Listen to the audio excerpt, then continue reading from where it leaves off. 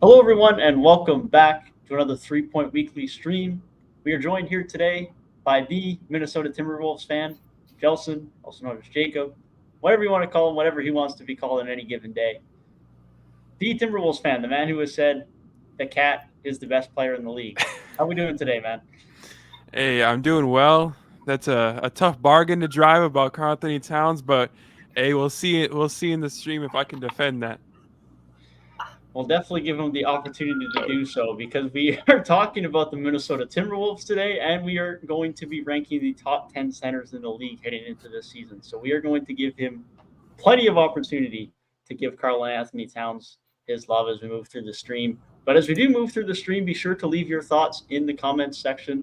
Let us know your thoughts on the Timberwolves as we discuss them going into next season and beyond momentarily. And when we get to our top 10 centers list, be sure to leave your thoughts on those lists as well. But as mentioned, we will start with said Minnesota Timberwolves discussion before we get to our mainstream topic. And it only seems right to start with the guest and the Minnesota Timberwolves fan. So we'll start with you, Jelson. What do you see coming from your Timberwolves heading into next season? Where do I start? Where do I start? Where's the propaganda start? Because top four seed, top four seed in the West is where I start here, and this is the requirements. Obviously, we know that Anthony Edwards is a great player. We expect him to take that superstar leap this season. Um, Even though the media wants him to go to LA or whatever. But in my opinion, as soon as he makes that superstar leap, that's when we take that jump as a team into that contender tier. And if Rudy Gobert can, stay healthy, play well, he doesn't have to be like Utah Jazz form, but just like 80% of that. And I like our chances being a top four seed in the West. Top four, top four. I don't know if they're cut out for all that yet, man. I would probably have to see just them prove it a little bit more as a unit, the way they play together, especially. Last season was really supposed to be that building foundational year where all these pieces started to come together. And because Karl Anthony Towns missed so much time, we didn't really get a whole lot of that. Now, they're in a place where they definitely can experiment with that. There's room to grow. For a while, a lot of people thought Karl Anthony Towns was going to be on the way out, but now we do know that it seems like they're interested in having him around for the foreseeable future. So they got some stuff to make work, but I think a lot of these guys, they're old enough. From a certain perspective, we got a certain guy here who thinks their coaching is elite, so maybe he can figure some things out there. But there's a couple teams that I just think might be a little bit better. If I look at this Western Conference, I think Denver's a better team. I think the Lakers are a better team. I would give the Kings the benefit of the doubt over them just because of what they did last season. I think the Suns are a better team, at least in the regular season. I think a team like Minnesota could prove to be a little bit deeper in the playoffs because Phoenix struggles there. And then you have other teams like the Warriors and the Clippers. So I think if they do manage to pull off a top four seed, it's in a situation where they significantly outperform expectations. Not saying it's impossible, but I would not be predicting that. Um, that's a good point, but I also want to mention that I really like Minnesota and what they have, and you said the playoff performance stuff, but that also goes to these other teams, like for the Lakers, for example.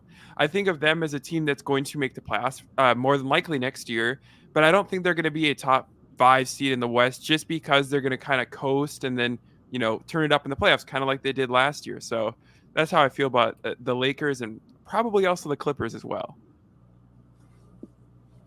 Yeah, I can see that more so about the Clippers, but I'm pretty high on the Lakers going into the season. And I think they even show, like we talked last week about how like LeBron missed a lot of time, but they were still like one of the best, if not the best team the second half of the season. So I feel like with their improvements in the offseason, they'll be a lot better regular season wise. Top four, I mean, I don't think it's like out of the realm of possibility, but it obviously depends a lot on Anthony Edwards taking like that superstar jump, which going into year 4 is definitely on the table. But he has to be that like he has to be the guy for this team, every single night. And we've seen like subtle inconsistencies like the start seasons over the last couple of years, but he has to be that guy from day one this season. I think he has it in him, but then it's like the supporting cast. Can Rudy and Cat coexist for a full season? Can they both stay healthy? How is Mike Conley going to hold up because he's an older guy? How is the rest of the supporting cast, the guys that they brought in? Is Shake Milton going to be able to produce off the bench? There's just kind of a lot of questions that's why I'm like top 4 seed kind of sounds a little crazy. And the West is just so deep and so talented that Ant's going to have to really take a huge jump this season for the Timberwolves to reach that kind of status. So let me ask you this, though. If Anthony Edwards gets to the point where he becomes a superstar, but the supporting cast is just not there, and it's like the Cat Gobert thing isn't working out. They gave up all these assets. Now you have McDaniels locked into a lot of money. If he jumps into superstar status, does he jump out of Minnesota? No. I'll just keep it as that. He wouldn't sign a 5-year extension if he didn't want to stay in Minnesota. And I would also add that the fact is he said this multiple times on record, on air. He said he loves Minnesota, loves the vibe, loves the crowd, loves everything about it. And he wants to stay here in Minnesota for the foreseeable future. Am I going to say he's a career lifer in Minnesota? No, because as we've seen with Damian Lillard, for example, the person that we all said needs to run from the grind eventually ran from the grind. So if it continues in Minnesota, eventually does not make the promised land, or for whatever reason they drop out of playoff contention completely, I could see him leaving at some point, maybe 6 years down the road, or 6 years down the road when his contract is up and he says, I need a new home. Could that happen? Sure. Do I think it's going to happen? No. But as of right now, the big fish in the small pond situation just doesn't work. And I bring up the example of the Bulls weren't doing anything prior to Michael Jordan. And I'm not going to say Anthony Edwards is Michael Jordan, but what I am saying is that these mid-market, teams need a superstar level player to bump them up to a higher level market. And we saw that with Golden State, especially with Stephen Curry. They were always a mid-market team. And now you have these top, these really rich people. They're selling out crowds. Rich people are paying top dollar to go and watch these special players. And as I said, they were a mid-market at one point, but you need 1 or 2 special players to really change your organization around. And I think Anthony Edwards is at least one of those players. Can we get a second one? Is Cat, is Rudy, is Jaden that second guy? I don't know quite yet, and I don't think Cat or Rudy is. Does Jaden develop to become that guy? Probably not. But there's always the future of potentially getting that second caliber, that second-tier player, like a Jaylen Brown type of player, that you can put next to Anthony Edwards and really make your market value skyrocket as a community. And as a player, putting that whole community on the map is the best thing I could imagine doing for a team. Well said. Very well said. I think at the place where he's at now, it is still so young into his career that there is so much time for so many different things to unfold. I think the only thing that really makes it a big concern is the fact that the core they put around him is just a little bit older. You think the main acquisition being a Rudy Gobert, who is 31 years old, and it's like the timetable for Anthony Edwards should just be getting started. They shouldn't even be close to a championship window yet, because you got to think, when do star players enter their prime? Usually between like 26 to 28. So he should not be close to that yet. There should be a lot of room to grow. And I do think Anthony Edwards, once he gets to that point, can be a Devin Booker, a Jason Tatum level player, maybe even a little bit higher at the peak of his peak, because we know some of those guys haven't even reached their peak yet. But with that said, we know they just cashed in a ton for a player who's not getting any younger. And so when you have a timeline like that, it does make it a little bit shaky of like, are they trying to compete for a championship right now, or are they trying to build for the future? And that's what kind of puts them in a weird position to me. Now, can they go ahead and get the job done, and can they win a lot in the near future? Yes, but I think it puts them in a chance where everybody's not going to be playing their best basketball at the same time. That's the scary truth behind this whole situation. As a Timberwolves fan, you want to root for Rudy Gobert to be a successful player, but at the same time, if Rudy Gobert does not, really up his production from last year, or if Anthony Edwards does now reach that superstar level next year, as you said, then you're wondering, are we going to be able to get these guys on the same caliber, their top tier playing ability with each other? And I don't know. That's the biggest question. I don't know. Yeah, it's going to be an interesting scenario going forward, because long term they still have enough pieces. I mean, Ant's obviously young. Jaden McDaniels is still young. If Cat's around long term, of course, we don't know what's going to happen yet as we enter next summer when Ant, Gobert, and Cat are all on their big deals. But if Cat is around long term, obviously he's not as young as Ant and McDaniels. but he's still going to be around for a while as long as he wants to remain in Minnesota. So there's still an avenue for you guys to be competitive for a while. It's just a matter of how good is that trio and where do you get your depth at this point? Because obviously we've mentioned losing all those assets. Part of that is the fact that you don't have any trades to make for the most part. You also just are going to find it a lot harder to add depth because Minnesota, at least for the time being, unless, like you say, Anthony Edwards and another guy just really starts to elevate the notoriety of the Timberwolves as a market in the NBA, they're not going to attract a lot of high caliber free agents. So if they can keep drafting well like they did this year, at least seemingly with Leonard Miller, and you can keep bringing in guys like that, they might be able to stay afloat and have good enough depth. But that's going to be another thing that could end up being problematic down the road, is those guys just start to shuffle out the door year over year. It might become hard to replace those guys. Hopefully you can continue to retain guys like a Naz Reid, and because those guys are going to be really important and hard to come by now over the next few years. But there's still avenues to be good long term. But like you mentioned, Gabe, having Rudy now, trading for him, it does make the timeline a little bit more interesting. Ultimately, they just need to be competitive enough with him on the roster to continue to extend their window and make it so it is a scenario where in 3, 4, 5 years you don't get to a point where Ant's asking out, and instead he might actually have interest in signing that supermax deal. Yeah, it's kind of like a two-edged sword for real, because that's showing that they're willing to do what it takes to try and get better. But it's also the difficulty of like mixing guys that are on vastly different timelines. Like when they made that trade, Anthony Edwards was going into year 3. He hadn't even ascended into being an all-star caliber player yet. So it's kind of like difficult to do that when Rudy's like a over age 30 center. Definitely like the decline is definitely on the way just because of the type of player that he is. It's tough doing that. But then, like I said to begin, like it's showing that they're willing to do what it takes to put talent around Anthony Edwards. They believe in Anthony Edwards to be that franchise guy. And they believe that after his first playoff series, they were bought in like this can be our guy that we can build, a hopeful championship team around. So, definitely just hopefully, like you said, Jelson, like hopefully Rudy can up his production a little bit, Cat stay healthy so we can at least see what these 3 guys and the rest of the supporting cast can be with a full season under their belts, because they didn't really get a lot of time together. And then they were just kind of thrown out there in the playoffs. And despite it being a 5-game series, they were pretty competitive with the Denver Nuggets. So I just want to see what they can look like for a full season. And maybe, Chris Finch, I think he is a solid head coach. Maybe he can make this work running Rudy and Cat together with Anthony Edwards being the featured guy. I'm glad. I'll get your thoughts quick here, Jelson, for the Timberwolves fan. Big window more season coming? No. No. And I will say this. Garrett only brought this up because he met Wendell Moore.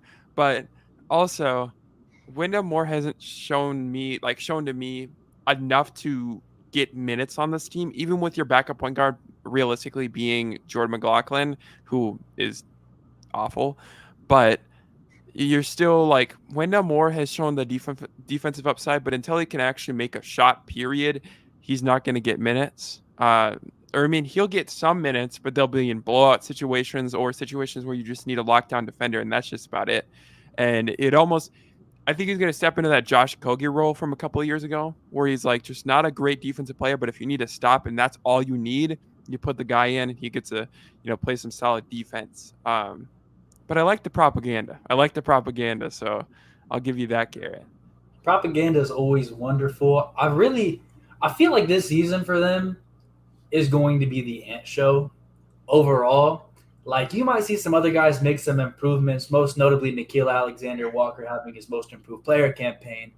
But Yes, to this point, Anthony Edwards is a 28 points per game playoff performer, has only upped his scoring averages and his all-around game and his consistency throughout the regular season every year.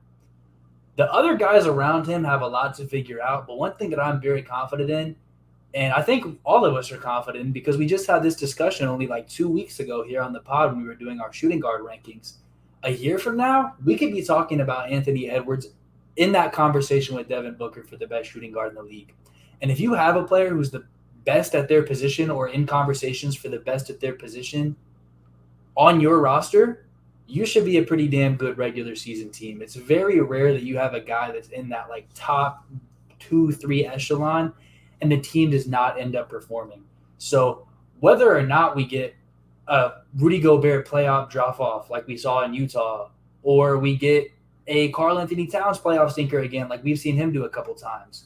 At the end of the day, when projecting the regular season, I do feel like there is enough there. So if they're at full strength, they should be good. It's just a very, very competitive Western Conference, but I think they're right there in the mix. And personally, I have aesthetic bias. So a player as flashy as Anthony Edwards, who mixed with, I love the color scheme of the Timberwolves jerseys.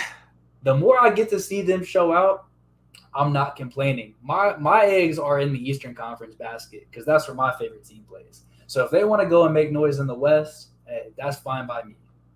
And I like how you brought up having like the top tier player, but especially having a top tier player and like one of the best at a premium position, not just a position, but a premium position. Because we talked about this earlier, Gabe. Having Karl Anthony Towns be the best center in the league in 2016 is not the same caliber as being the best shooting guard in the league in 2023-24.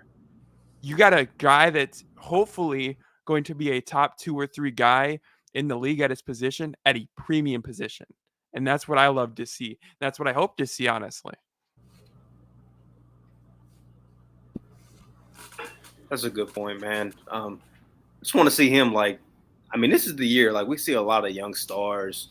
Like, I don't know why. I just feel like his career trajectory just reminds me a lot of Jason Tatum's. And I feel like this year 4 can be like, this is where like the real like superstar discussions can start for Anthony Edwards. And, hopefully we can see him like lock in defensively, become like an all defensive caliber guard. Cause I think he has that in his game. I just want to see that for a full, 82 games or whatever. So, it's exciting, man. Like Gabe mentioned, Nickeil Alexander-Walker is going to have a much improved year. I think he kind of found his way in the playoffs. So, hopefully his confidence is up. But for me, man, it's just I really want to see if they can make these bigs work, because last offseason I bought into it, and I still think it can work to an extent. Maybe not as high as I had last year, like when I thought they could be like the best team in the Western Conference, but I still think it can be productive. Maybe not top 4, but maybe to where they can avoid the play-in for the first time in the last couple of years. Yeah, I mean, it's a tough situation. But what I would say is that, I think we all can agree here that usually if you get a big trade going on, it usually takes about a season for the players to acclimate and get into the system and really get a vibe for what you're trying to do on a team. And am I as high as I was, coming into the season? Probably not. But I was also unrealistically high on the Timberwolves coming into last season. So I don't know. Honestly, Devin, we've heard your takes on Rudy Gobert, but I don't think I've heard your opinions on like the whole too big situation. Like, what do you think about it? Do you think it's going to work? And like, do you think that this could be a top 4 type of caliber team with these 2 players? He was bought in a year ago. I was bought in a year ago. I had him as a 1 seed a year ago, but I don't know if I can put him there quite yet going into this year. I still need to see a little bit more from Cat and Gobert. Of course, they didn't have anywhere near as much time as we would have hoped to have them have last year. But like we mentioned earlier, there's just a lot of teams in the West that they have a chance to still be a top 4 seed, because I think there's going to be, especially probably from 5, 6, 7, 9, 10, there's probably only going to be a few games in between. It's going to be a tight Western Conference, so you could probably make an argument for them being at 5 or 4, and you can probably make an argument for them being at 8 or 9, and it's probably only going to be a few wins in the difference. If all goes well, if they stay healthy and takes a bit of a leap, I can see them being a 4 seed. But I think a lot of things are going to have to go well. I wouldn't be surprised if the Lakers and the Suns have to have some injury problems for that to happen, because I think those 2 teams are better. I think Denver's comfortably better. I think the fact that the Warriors were without arguably their second best player for the majority of last season and had an anomaly on the road should count them in for being much better this year. So there's a lot of factors in that Western Conference, but there's just so many good teams. It's very possible that they end up in that top 4 seed range, but I think it's much more likely they are just, again, kind of fighting in and around just being out of the play-in tournament and hoping to get out of it. But I think they will be better suited for the postseason this year, assuming they stay healthy. A bit more experience. Of course, having McDaniels back would help. have a year of Cat and Gobert, hopefully both healthy. They should be better suited for that, but I still think top 4 might be a little bit much, even though, like we said, I did have them as a 1 seed last year. If it really is the Ant show as much as we think, maybe being in the competitive conference helps them out because, listen, just imagine the agendas and the takes you will hear if they're in this super close conference, in these super close games against Sacramento and Memphis and Golden State. In the last 5 minutes of the game, this dude wearing number 5 comes out of nowhere and he just takes over and he closes out the game. Now, that's superstar shit. And if we're expecting the superstar leap from him, listen, if they're taking some of those close games, that's really the difference maker. And when you have a guy like that as your closer, I'm not going to say that I'm not confident in you. Now, the guy on the other side of the court might be Steph Curry or Ja Morant or Luka Doncic or De'Aaron Fox, the clutch player of the year. But Anthony Edwards, he has a chance. He has a chance. So I can't count him out for anything. I cannot count them out for anything. I'll count him out for a championship, but I won't count him out for that much less. A championship season incoming? I forgot he switched his number to 5. I almost said 1. I almost said 1, and I like 5. I wouldn't have the 1 corrected in the you. background. I'm like, that's crazy. Yeah, I wouldn't even have corrected you because it's like I also kind of forgot they changed to number 5, but yeah. Jeez, maybe he's about to get. I guess I just know more Timberwolves than you guys do. But Okay. that's just Bro's me, an though. undercover Wolves fan now. What, I'm real a- Timberwolves fan? Or? Conference team. Listen, if Jelson's allowed to be an undercover Cincinnati Reds fan, I have to reciprocate the love. You know what I'm saying? Hey, undercover Cincinnati Reds fan, and I'm an undercover Celtics fan. So Oh Yes, no. he is. Oh Yes, he is. no. My guy. Garrett does have him winning a trophy, though. let's go. Win is a win, man. I like this narrative. Another play-in. A win is a win. Listen, there's one more thing I want to bring up. So I guess we'll probably get into this more later. But Garrett left a comment that said, shooting guard is probably the easiest position in terms of being the best player at that position. I personally think that it is incredibly close between small forward and shooting guard because as the best small forward, I have Jason Tatum, and as the best shooting guard, I have Devin Booker. And depending on the day you ask me, I both have those players between 6 and 8 in the league. So they're at a very similar tier for me. JT might be better, but I think it's by just barely. So shooting guard might be the easiest position to be the best at, but like. But you also got to think. I don't think it's that much of a gap versus like get to guard. JT. Even to get to JT, we're still talking about fucking 45-year-old LeBron James is still top 3, and Kawhi Leonard, despite not being able to play more than like 50 games, is still top 3. So it's like you still got some guys that you got to go through to even get to Jason Tatum. We're talking about Ant. I mean, we already got him at like what, top 3? I think he was consensus top 3. I think he was consensus top 3. Yeah, He so was that nice. Hey, I wasn't here for this stream. So where did you guys have Anthony Edwards on your rankings? I think he was third. the third best He's shooting third guard. on all our lists. Yeah, We this all is- had Booker, Mitchell, and in that order. Hey, While we're on the topic of shooting guards, though, I will mention Austin Reeves was not on our list this year. Next Fuck, He year, was maybe not Next- written on a piece of paper. All due next respect. year maybe he makes the list, but he needs to show a little bit more first. Number 10 was CJ McCollum, and CJ Need to see McCollum is consistent. 100% better. Need to see a consistent season from him.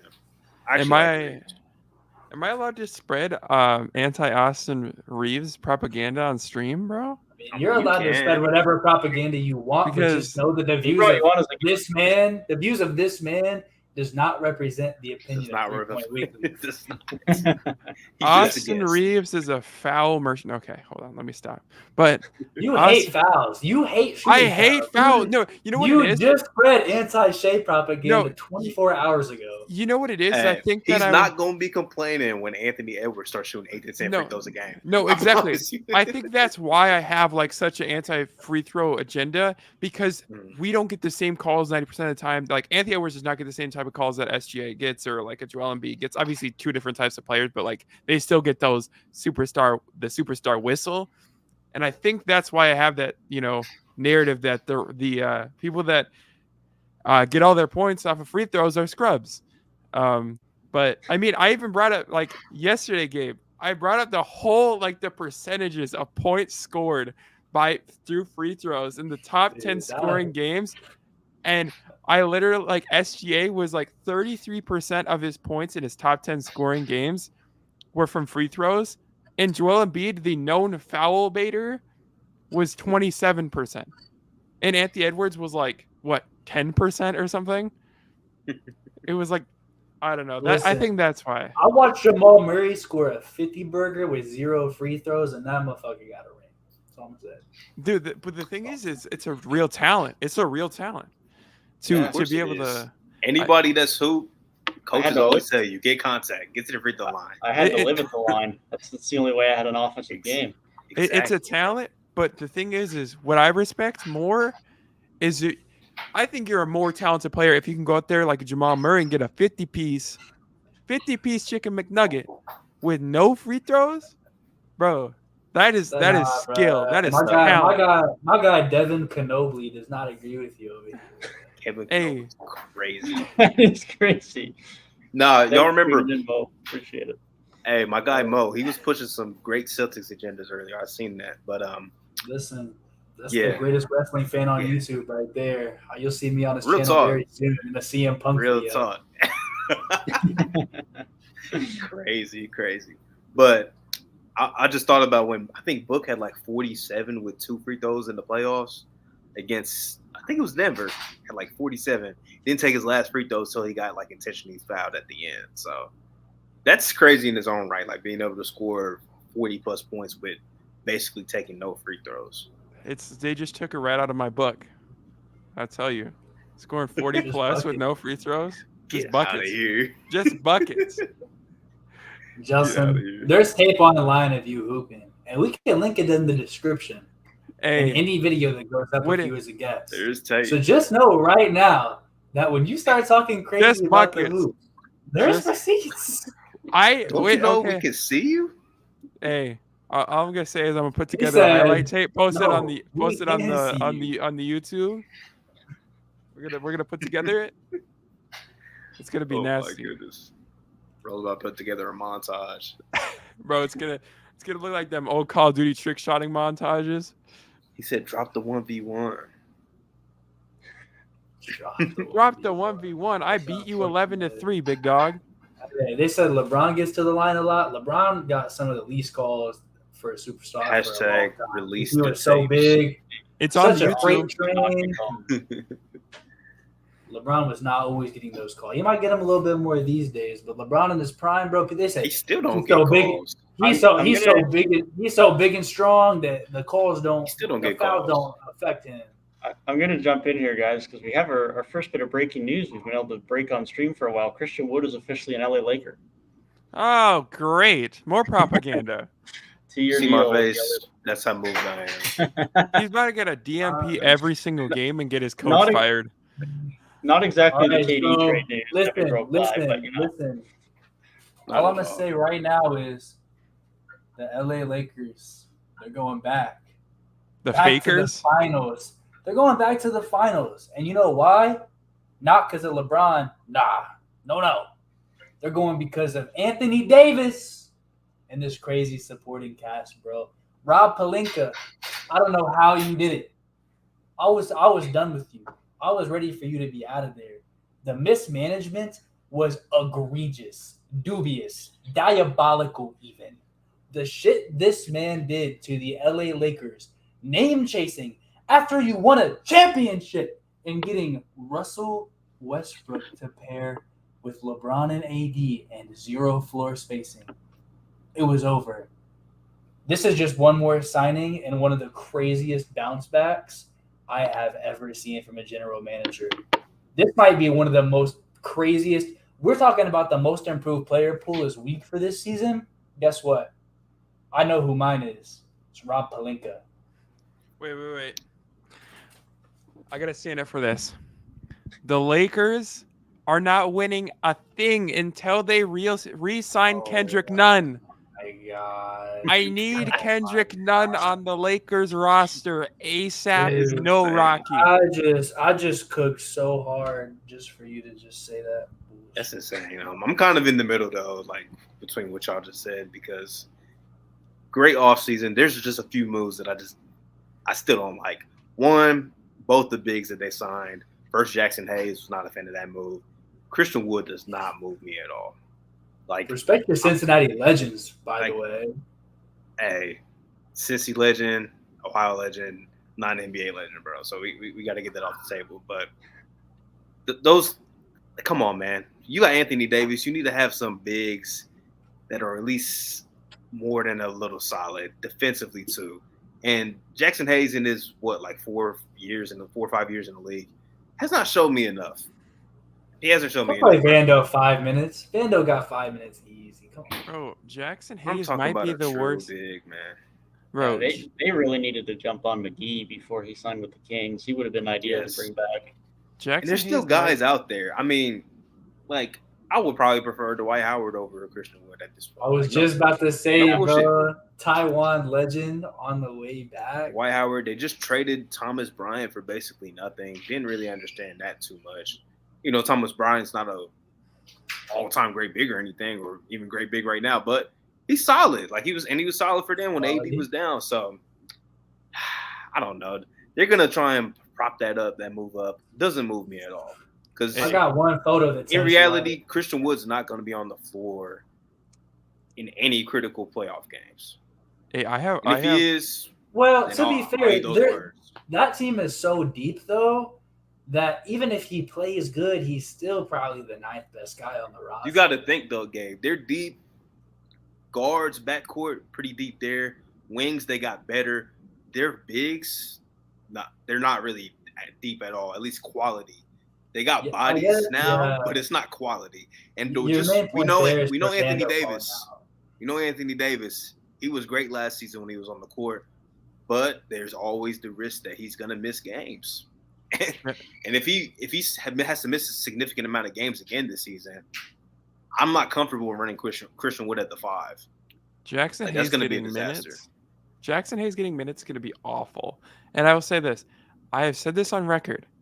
Jackson Hayes is the worst big man in the entire NBA. And people were hyping him up like he was the next coming of Kobe Bryant for this Lakers team just because he signed to the Lakers. Jackson Hayes stinks. And Dwight Howard. All right. Let me play devil's advocate. Let me play devil's advocate though, because look at the competition for the Lakers, right? We're talking about we're sus on their big depth. Listen, if they're playing Denver, AD is matching Jokic minutes, all right? And when it comes to when Jokic is not on the floor, which is very rare. And we literally just watched 4 games of AD matching Jokic minutes. Nobody. So them getting better in other places helps their matchup there. But I'm saying, like, there ain't really shit you're doing. You know how we say, oh, this center's not good defensively. Jokic is – what happens when he faces Jokic? It doesn't matter who you are. If you're facing Jokic, you're getting cooked. So them strengthening in the other areas where they might be able to win those matchups, good there. Anyways, looking at other teams, Memphis – I'm not that sold on their big depth. I mean, it's not even about just straight up matching up. Like, can this guy play post defense? It's just a matter of fact that if Christian Wood's on the court, he's a negative no matter who the fuck he's guarding. That motherfucker can be guarding fucking Steven Adams, negative. I don't give a fuck. He's a negative. He can't guard. You think Christian Wood could guard Jackson Hayes? Probably not. Like, to be honest, like, Christian Wood's just a terrible defender. And Devin knows it. Like, Devin knows, like, if you're just a negative big defender, you're probably not making any impact on a team that's trying to win a championship. Realistic. He probably we'll see how we feel about the bonus later. And Cap. He'll probably see some regular season time, especially when they deal with some injuries and they do want a bit more of a scoring punch. But, yeah, come down the stretch when they're healthy in the playoffs. It's just no shot. He's not touching that floor. Hey, you brought up Sabonis, bro? They'll be in the market for another big during the season. I guarantee that. Sabonis and Cat are not doing shit No, to win a championship, bro. No, I agree. No, that's not what I'm saying. That's what I'm saying. I was gonna bring up the video of Draymond Green cooking Sabonis. Oh my god, dude, that's almost a perfect segue into how long I'm about to have Sabonis. That shit is embarrassing. Playoff dropper, Hall of Fame. Jesus Christ. Man saw him drop on the court and he just dropped him down his list. That's crazy. You got broke off by Draymond? Like, if you got broke off by like Steph Curry or like Kyrie Irving, even like Chris Paul, even 38-year-old Chris Paul, I understand to an extent. You got dropped out by Draymond Green, bro. We need to have a discussion. We need to start a dialogue. Draymond Green broke his ribs and his ankles. That's crazy. I've never even noticed that play ever. That was my first time seeing it. Me either. And I watched most of that series too. So if Curry makes that shot, Sabonis never recovers. Personally, dude, that's probably why we've never seen it. Honestly, I didn't know Curry could miss. Exactly. Quick laser. Hey, Curry gets spoon fed. Entering Glizzy Overdrive. Okay, bro. What's next? What's next, man? It might be time to get these top 10 center lists started before we start the after show and 30 minutes into the stream. This might be worse. Well, the good news is we're probably not going to get to the cat talk for a little bit because we are going to start from the bottom. So 21-17. Where did I miss something? No, it's wrong. It's 21-7. It's 21-7. That's called the Laker Media Machine, is what that's called. They added a 1 to his stat sheet, bro. Bro, Christian Wood is literally just like Enos Cancer with a 3-point shot. Like, pretty much the same players. That is crazy, but you're right. Pretty much, though. Pretty much. Bit of a handle. Yeah, it's nothing For real? So you think Christian Wood would be a bottom 5 player in the W?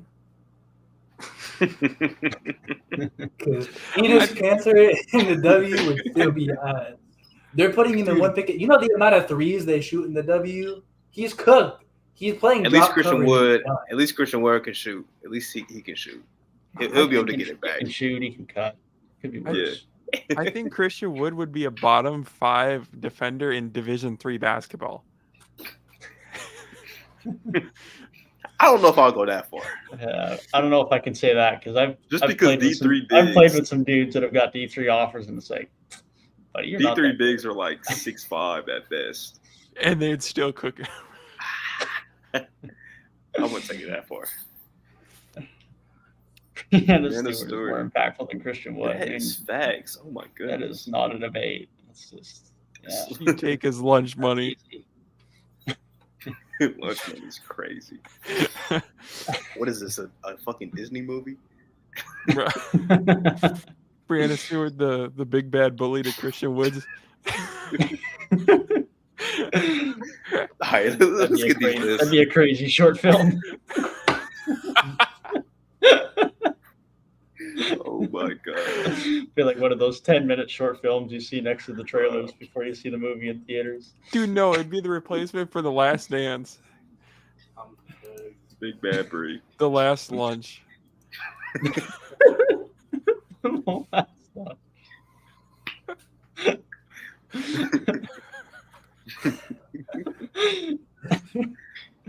Okay. We are so far off base, bro. We are, but we're just doing it now instead of at the 5-hour mark. That is what you get that is what you get on 3 Point Weekly. There is indeed some topics to discuss, but in what order and when we get to them, you will never know. Bro, last week we had like a fucking most improved player discussion for like 45 minutes. Yeah, that was like 2.5 hours deep, and that was just off the dome. That's just how it goes. Yeah, it's like, we got top 10 list to get into. Remember 10. we talked about the teams last week, and then you forgot that we were doing top 10s. Facts, because we were talking about the teams for so long, and then other discussions popped in. For real, last sandwich. I don't think I'm allowed to laugh. You know, Here's the best part, bro. You know what the best part of today's stream is? Jakob Pertl is not on this list, which means I don't hear about Toronto, which means we don't even need Happy Raptors pop figures. I didn't say he wasn't on my list. I didn't even write him down. I cannot confirm nor deny until we get into the list. Bro. If he did, Exactly. if he- I cannot if he cannot needs- deny his existence on my list until we get to the list. If he needs to make an appearance, I'll be ready. He's in the list. I did confirm one name before stream that was not on my list. It's just because I'm done with him. Like I'm sick of dude. This is true. But He's my new Anthony Davis. We will likely get to him very soon because we will start from number 10. I think it's time to finally get in to our top centers lists. We'll start with you, Gabe. We'll work our way down to you, Jelson, and then across the reach. Who do you have as your number 10 center heading into next season? So this list feels really scuffed. I really was making this list and I'm like, just placing guys. You know, we often say around here, we're like, what's the criteria for how we're ordering these players? And what we've come down on is vibes. And the vibe that I get from the guy I put at number 10 is that on one hand, I know he's a very quality player because he was an all-star literally a year ago.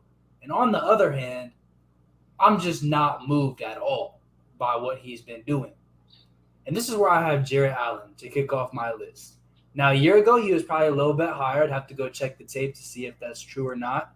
But what I can tell you is at this point, he's like a high-value starter guy, and he made that all-star jump, and he was an all-star, but I don't think he's going to be in contention for all-star appearances for the foreseeable future. I think what he does right now is what he's kind of always done. It just got highlighted more in that season is he's going to play his role very effectively, and that's going to be to play defense, to protect the rim, to just be a guy inside the paint. Here's the thing, and here's why I'm so not moved. When it comes to what this Cleveland Cavaliers team really needed, they needed some offensive production from their front court guys. And he was a big part of this issue where they just had no front court production at all. He was almost an offensive zero. He can catch a good lob for you, might be able to clean up something around the glass. But overall, there's just very little offensive production indeed, like just across the board. And so from that, he does have his impact, and he is a very quality player, but especially off the back of that playoff series against the Knicks where he just got completely outplayed from game one tip-off to the end of the series, like he had to fall for me. You know, number 10, Jarrett Allen. Jarrett Allen to me also fell, and last year I'd probably have him a little bit higher, not all too much higher, but probably a little bit higher just looking at the list. But I don't want to, say too much because Gabe pretty much got everything that I wanted to say off my chest. Where, I mean, he does what he does. He's a quality player, a guy that will do just about everything you need a big man to do, and nothing more than that. So Jarrett Allen lands at number 10, pretty much an above average center, but nothing great. There's a few guys that you could slide into number 10, honestly. Like this was a tough list. I had Nick Claxton at number 10, and I really wanted to put him higher, man. Claxton, he was so good last season. Really, I don't want to say reinvented his game, but just really showed that he was more than what he was producing in the last true run with Kevin Durant and Kyrie Irving as the top guys on the team. Was a deep boy candidate for much of last season. I think 2.5 blocks a game, averaging a double-double. Really impactful every single night for this Nets team, and was the anchor of a team that was pretty good defensively with all the question marks that we had going into last season. And even after the trades, they were still pretty solid. He was pretty good in that Nets series too, guarding Embiid when he was playing the first 3 games. So impressed with Nick Claxton. Wanted to have him higher, but it's a tough list, man, so I had him at number 10. I like that pick a lot. Claxton definitely had a really nice year last year, so that's nice to see. Quick note, not that we need to talk about it, but Danny Green is also signed with the Philadelphia 76ers. So tonight's just the night that all the vets are signed, apparently. Not moved at all. Yeah, I'm not moved either, but for the Philly people, is still we not a contender. We are the news breaking spot on YouTube at this point, so Yes. Hey, it'll what It's you know like about weekly, Danny baby. Green being? But my number 10 is neither of any of your guys' picks. This is where I have Robert Williams. And injuries hurt him last year, but still undeniable how good he is. Elite defensive player, elite rim protector, underrated offensive talent as a lob threat, as a passer, someone you can still offer a little bit of off-ball movement, can cut a bit. There's a lot more to his game than he gets credit for. The biggest thing is just the health, but I still value enough for what he does. Jared Allen, didn't get enough from him last year. Like Garrett said, the lights were too bright, and it showed. And he needs to show a little bit more for me this year to get him back on this list. There's a lot of guys I could have put in here, Claxton being one of them, that I definitely considered as well. But Robert Williams got in at my number 10. Yeah, I just didn't realize Rob only played like 35 games last year. Like, it just felt like he was on the court more. Maybe it's because of the playoffs, but we kind of talked about him last week. Like, he's somebody, if you get like 60 games out of him, that's easily a top 10 center because he's more than, like you said, just a shot blocking, lob threat kind of guy. He does a lot more for the Celtics on both ends of the floor. So appreciate you showing him some love because wanted to have him on there, but just 35 games just wasn't enough for me just for his season last year. We know I do give the love to a defensive center. So I've given some crazy glazing out to Time Lord in the past couple of weeks. I still say he's the Celtics' main X factor. I think if Robert Williams is playing his best basketball, that's the best version of the Celtics. So very impactful player. Did not make my list, but it's very, very quality player. I'm going to laugh if Jelson and Gabe have the exact same list. I want to see this. Jelson might just know ball. There's no way he does, though, because I don't have Timberwolves vibes. Maybe he's being realistic and doesn't have the bias in this episode. Jelson's never been realistic in his life. I'm being somewhat realistic. Let's okay. All right. That's fair. So let's do your number 9 then. Nope, Gabe, you got it first. Kick us off, Gabe. In fact, yeah, go ahead, Gabe. Go ahead. All right. Matter of fact, I know we don't have the same list because at number 9 is where I have his boy Rudy. Me too. And this was a drop, and I'm not gonna lie to you. He was at 8 for me just an hour ago.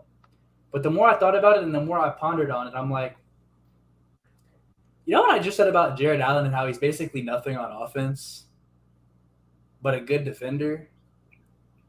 Rudy Gobert is like nothing on offense, but a good defender. And he got more of a pass for that in years past because he would lead his team to one of the best defenses in basketball. But this past season, he was not that. Now, was it the first year in a new system? Yes, it was. At the same time, was he adjusting to playing with another big man, another true 5 on the roster, and then have that taken away from him and playing with a rotating cast because of injury? Yes, that also did happen. But all I can judge is the performance I saw, and what I saw was not very impressive. Now, could he just get back up to where he was a year ago with another good season? Yeah, he could probably rise back up the ranks. But as of now, it's really looking like his fall off is beginning to start, and it's coming quick. Maybe I wasn't as realistic as you were because I do not have Rudy here. I have Rob Williams here. I personally enjoy Rob Williams' game more, and I think he adds more to the game than Jared Allen did, especially last year. Even though Rob Williams did only play a handful of games last year, I still think that he is that X factor for that Celtics team, and I had to pick and choose what narratives I was going to push in my top 10 list, and I got to spread some of that Celtics love around. And Rob Williams, to me, is almost the perfect big man to have on that Celtics team, a guy that you compare next to Jaylen Brown, Jason Tatum, a guy that does the dirty work, cleans up on, both sides of the game, and overall, he does everything you need him to do, and he's had more success than Jared Allen has. So I gotta have Rob Williams here at number 9. Good job, man. Good right job. For the Time Lord. As I mentioned, I got Rudy at 9 too. For a lot of the reasons Gabe mentioned, I don't think last season was as horrific as people made it out to seem. it was just a little bit of a letdown because of how much they gave up for him. But I feel like he can bounce back this season and hopefully more comfortable in the new city, new system. He played in Utah the entirety of his career leading up, so that is a big change, like almost a decade into your career. But I still think he provides more than above average defense on that side of the floor. But definitely a fall off from what we've seen from him in the past as a deep boy guy, all-star caliber guy, but still good enough to be a top 10 center in my eyes, no doubt. See, this is where I do not have Rudy Gobert on my list. He did not make the cut this year. Oh my God, Jelson, we need to cut this off right now to hear that. See, I thought about it. I really did. Like I said, I wanted Claxton to be a little higher. I don't know. Go ahead. I'm gonna let you cook. I'm gonna let you cook, Dad. Let you cook. The only place he was going to get in was at 10. And so for me, that had him competing with Robert Williams. For me and where I'm at right now, with a bit of a step back we saw from Gobert last year, like you guys said, still a good defensive player. I don't want to say that he's anywhere near a bad defensive player because that's just not true. But I don't know if he's that much better than Rob Williams anymore defensively. And I like what I'm getting more from Rob Williams offensively at this point. That's just where I'm at. It's very thin margins, but that was his competition for my list, and I took Rob Williams over him. Number 9 is where I have DeAndre 8. I'm giving him a bit of a benefit of the doubt from what I saw at the back end of last year because he had some rough moments. There's no doubt about it. And we'll get to you after Jelson. But ultimately with DA, it was a step back from being a very good center, a guy who was in top 5, top 6 center conversations not too long ago. He's still a very good offensive player. Defensively, on the glass, there's lapses. There's no doubt about it. There is some real lapses there. But there's also times where he's been at least okay there. I mean, I don't want to say that he's a terrible rebounder. And, I mean, at times he was a really bad defender. But he still had moments where he was an okay defender. He's just not a good defender like he was a couple of years ago. He's still a really solid center in this league. Do I want a lot more from him? Yes. Does he frustrate the fuck out of me? Yes, he does. But he's still a very talented player, and he still does show a lot of value for this Suns team. I had to give him his respect for that level of talent here and putting him on the list. Does he have to improve, and should he do more for the Suns team to win another chip? Yes. But he's still on my list. I had him at number 9. Everybody is baffled. Everybody is baffled. Tyrik is sitting like this back on the couch. This is going to be my Donovan Mitchell take all over again, isn't it? I'm trying to what are we saying? Thoughts, man. Because, hold on. You said he has his lapses or whatever. His whole game is a giant lapse. Everything in his game is a lapse.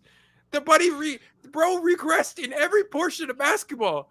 Y'all saw Josh Giddey's scouting report? That was DeAndre Ayton last year. Sucks at dribbling, sucks at defense, sucks at offense, sucks at playmaking, sucks in the locker room. Pause. Bro, he just is terrible. Sucks in the locker room is crazy. It's crazy. But the thing is I don't disagree that he regressed. I agree. He definitely regressed. But I still have to remember that this dude is still an 18-10 guy shooting 59% from the field. That is what he's producing night in, night out. The lapses are there. I won't deny that. The lapses are definitely there. But he's still a decent rebounder, despite the fact that he does have times where you would like to see him probably average 12, 13 a game. But he's still a decent rebounder. He's still a very efficient scorer. Defensively, it's a mixed bag, but he still has enough for me that I couldn't put him any lower. I want to add one more point. Ayton may be a semi-decent at just about everything in basketball, except for motor. But Rudy Gobert, as we know, is a very good defender and is an elite rebounder. DeAndre Ayton is, I don't want to say this, but I'm going to say it anyway, isn't good at just about anything. He is. Oh, well, that's a bit harsh. DeAndre Ayton might not have the crazy motor. He's definitely good at things. I have to bring it up because it's in chat. Put some respect on the Raptors. The whole top half of the podcast is Raptors fans. And I'll put some respect on the Raptors with Happy Raptors pop figure making his first appearance of the episode. That is We sick. just have realistic. It was really range just that simple. Realistic. My thing about Ayton, and you said how he frustrates the hell out of you. That's how I feel with DA. It's just the lapses are just it's too much, man. Like it's too much. You see it in playoff games. You see it all throughout the regular season. What really like sticks out in my mind about DA from last season is when Chris Paul and Devin Booker were both out of the lineup. You would think like this is prime time for DA to step up as many shots as possible. I remember games where Dwayne Washington was like taking most of the shots. Yeah. I remember those type of games. Like I'm baffled by that. This is the former number 1 pick. It's a guy that's making close to max money for what he can get paid. It's too much for me, man. Maybe I'm harsh leaving him off of my list completely because I don't got him on my list. Spoiler alert. But look, it's a little too much, man. It's just his numbers are always going to look fine because, he can shoot the little turnaround mid-range jump shot. He's been getting spoon-fed from Chris Paul for the last 3 years. Probably continue to do that because Book's an above-average playmaker. Bill's not a bad playmaker. So he'll probably still get easy looks and stuff. And he is a good rebounder. I will give him that. He is a good rebounder. It's always good for 10 boards a night for sure. Would like to see that be maybe 11, 12, 13 if we really want him to be elite. But it's just like I at least want to see the man night in, night out be a defensive anchor because I've seen him do that. I've seen him do it for 4 playoff series. I've seen him do it. But it's just like the motor's not there. And it's like after he got paid, it just got worse. It's too much for me, man. Even though Rudy might have regressed, his motor is still a lot better than what DA's is, Robert Williams is. So, look, I don't disagree with you, like, having him above Ayton. He's just lucky Robert Williams only played 35 fucking games last year because you probably would have been debating Rudy and Ayton for that 10 spot instead of 9, to be honest. Yeah, probably. It's a tough one. DA is one of those guys where I just try to be as objective as I can despite the frustrations. But like you say, I mean, there's a lot of frustrations there. And like you say, we've seen the flashes. He's just nowhere near what he was 2 years ago. It's just such a completely different player. We know it's there. Will we ever get it? Bro, that's pretty much the deal with it when it comes to those. When it comes to those comments, like Country Con was DeAndre Ayton not good at anything when they made the finals? He was great. Garrett Ayton was the best player in the conference playoffs in 2021. And it's like, yeah, he was. And that's kind of why they've been saying, like, the problem is that he kind of regressed a little bit and he's not doing that all the time. And so that's why he's a little hard to rank is because we know that talent is there and we do know that he is that good. But at the end of the day, are we in love with the idea of you or are we in love with the player you actually are today and the production you're giving us on a night-to-night basis? We know he can be that, but he just hasn't been. Now, with that said, I haven't said his name yet, but I mean, I'm not mad about putting somebody that's 18 and 10, 60% from the field in the top 10. I'm not really mad about that. I just had to talk my shit on why I didn't have the guy on my list because it's just, I don't know. I feel like I'm in the same constant hopefulness about him every single year. Like after that conference finals run, I'm like, this motherfucker's ready to be like a top 5 center. That's where I was at. And then going into last season, I'm like, well, last year was kind of weird, blah, blah, blah. He was trying to get paid. This season, he's going to get back to it. Didn't see it happen. So I'm just kind of past that point. This is how I've been with Anthony Davis and a few other guys. Like I'm just kind of past that point where I'm hoping that you do something. You just got to really fucking show me that you're still that good. Anthony Davis showed me he's still that good, so I give him his respect. I got to see that from DA. He still has time. He's still pretty young. I mean, it's like, 24, 25? He's still a pretty young guy. Still has room to grow. Maybe this new core in Phoenix can help really unlock his game. Maybe he can get back to that. I don't know, but I got to see it to really, like, trust in him again. Hey, I will say, as you brought up, when CP3 and Book were both injured and DeAndre Ayton was supposed to get those shots up. Tell me why when he played the Timberwolves and he had Jordan McLaughlin on him, every single time he was taking a mid-range shot. Like, what are we doing here?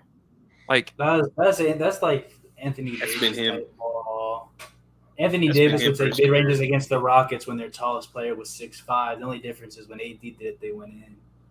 Nah, well, I can't even say that though, because Da is one of not even just for bigs, he is one of the best short mid range shooters in the league. So it's he He's does great still at that. settle a little bit more than I'd like him to, but I also can't be too mad at him settling because he is an absurdly efficient short mid range shooter.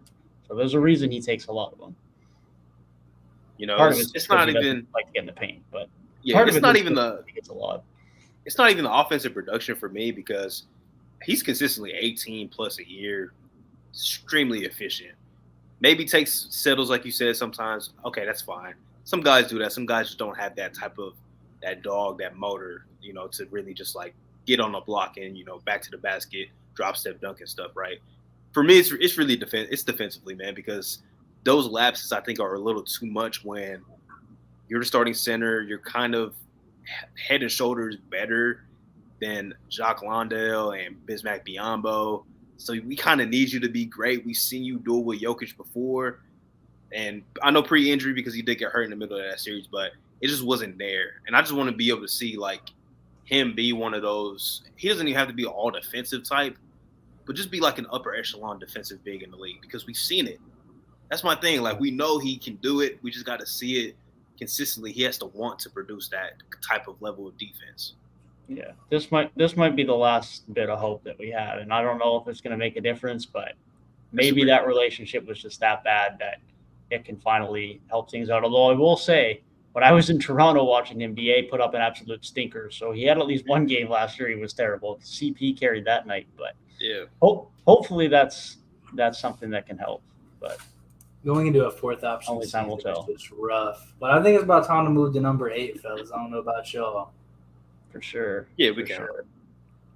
Sure. My number 8 was a guy that I had at 9 until almost the second the list came out. And then I was like, you know what? I like what he does a little bit more than Rudy. This is where I have Brook Lopez. Me too, I was talking Gabe. about. I was out here. I was talking about some. Listen, Rudy Gobert was above him at first because I'm like, Rudy Gobert is such a high-level defensive player. And then I thought about it, and I'm like, well, Brook Lopez was damn near the defensive player of the year. So in that case, at least last season, he was playing better defense than Rudy Gobert. And at the same time, his offensive game, his ability to stretch the floor alone is more valuable to an offense than anything that Rudy was bringing. So I'm like, why do I even have Rudy over him? So at that point, I did have to give Brook Lopez the nod.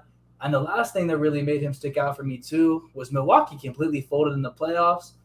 But Brook Lopez was one of the few people on that team that actually stepped up when they got into that series against Miami. And so I have to give him props for that as well.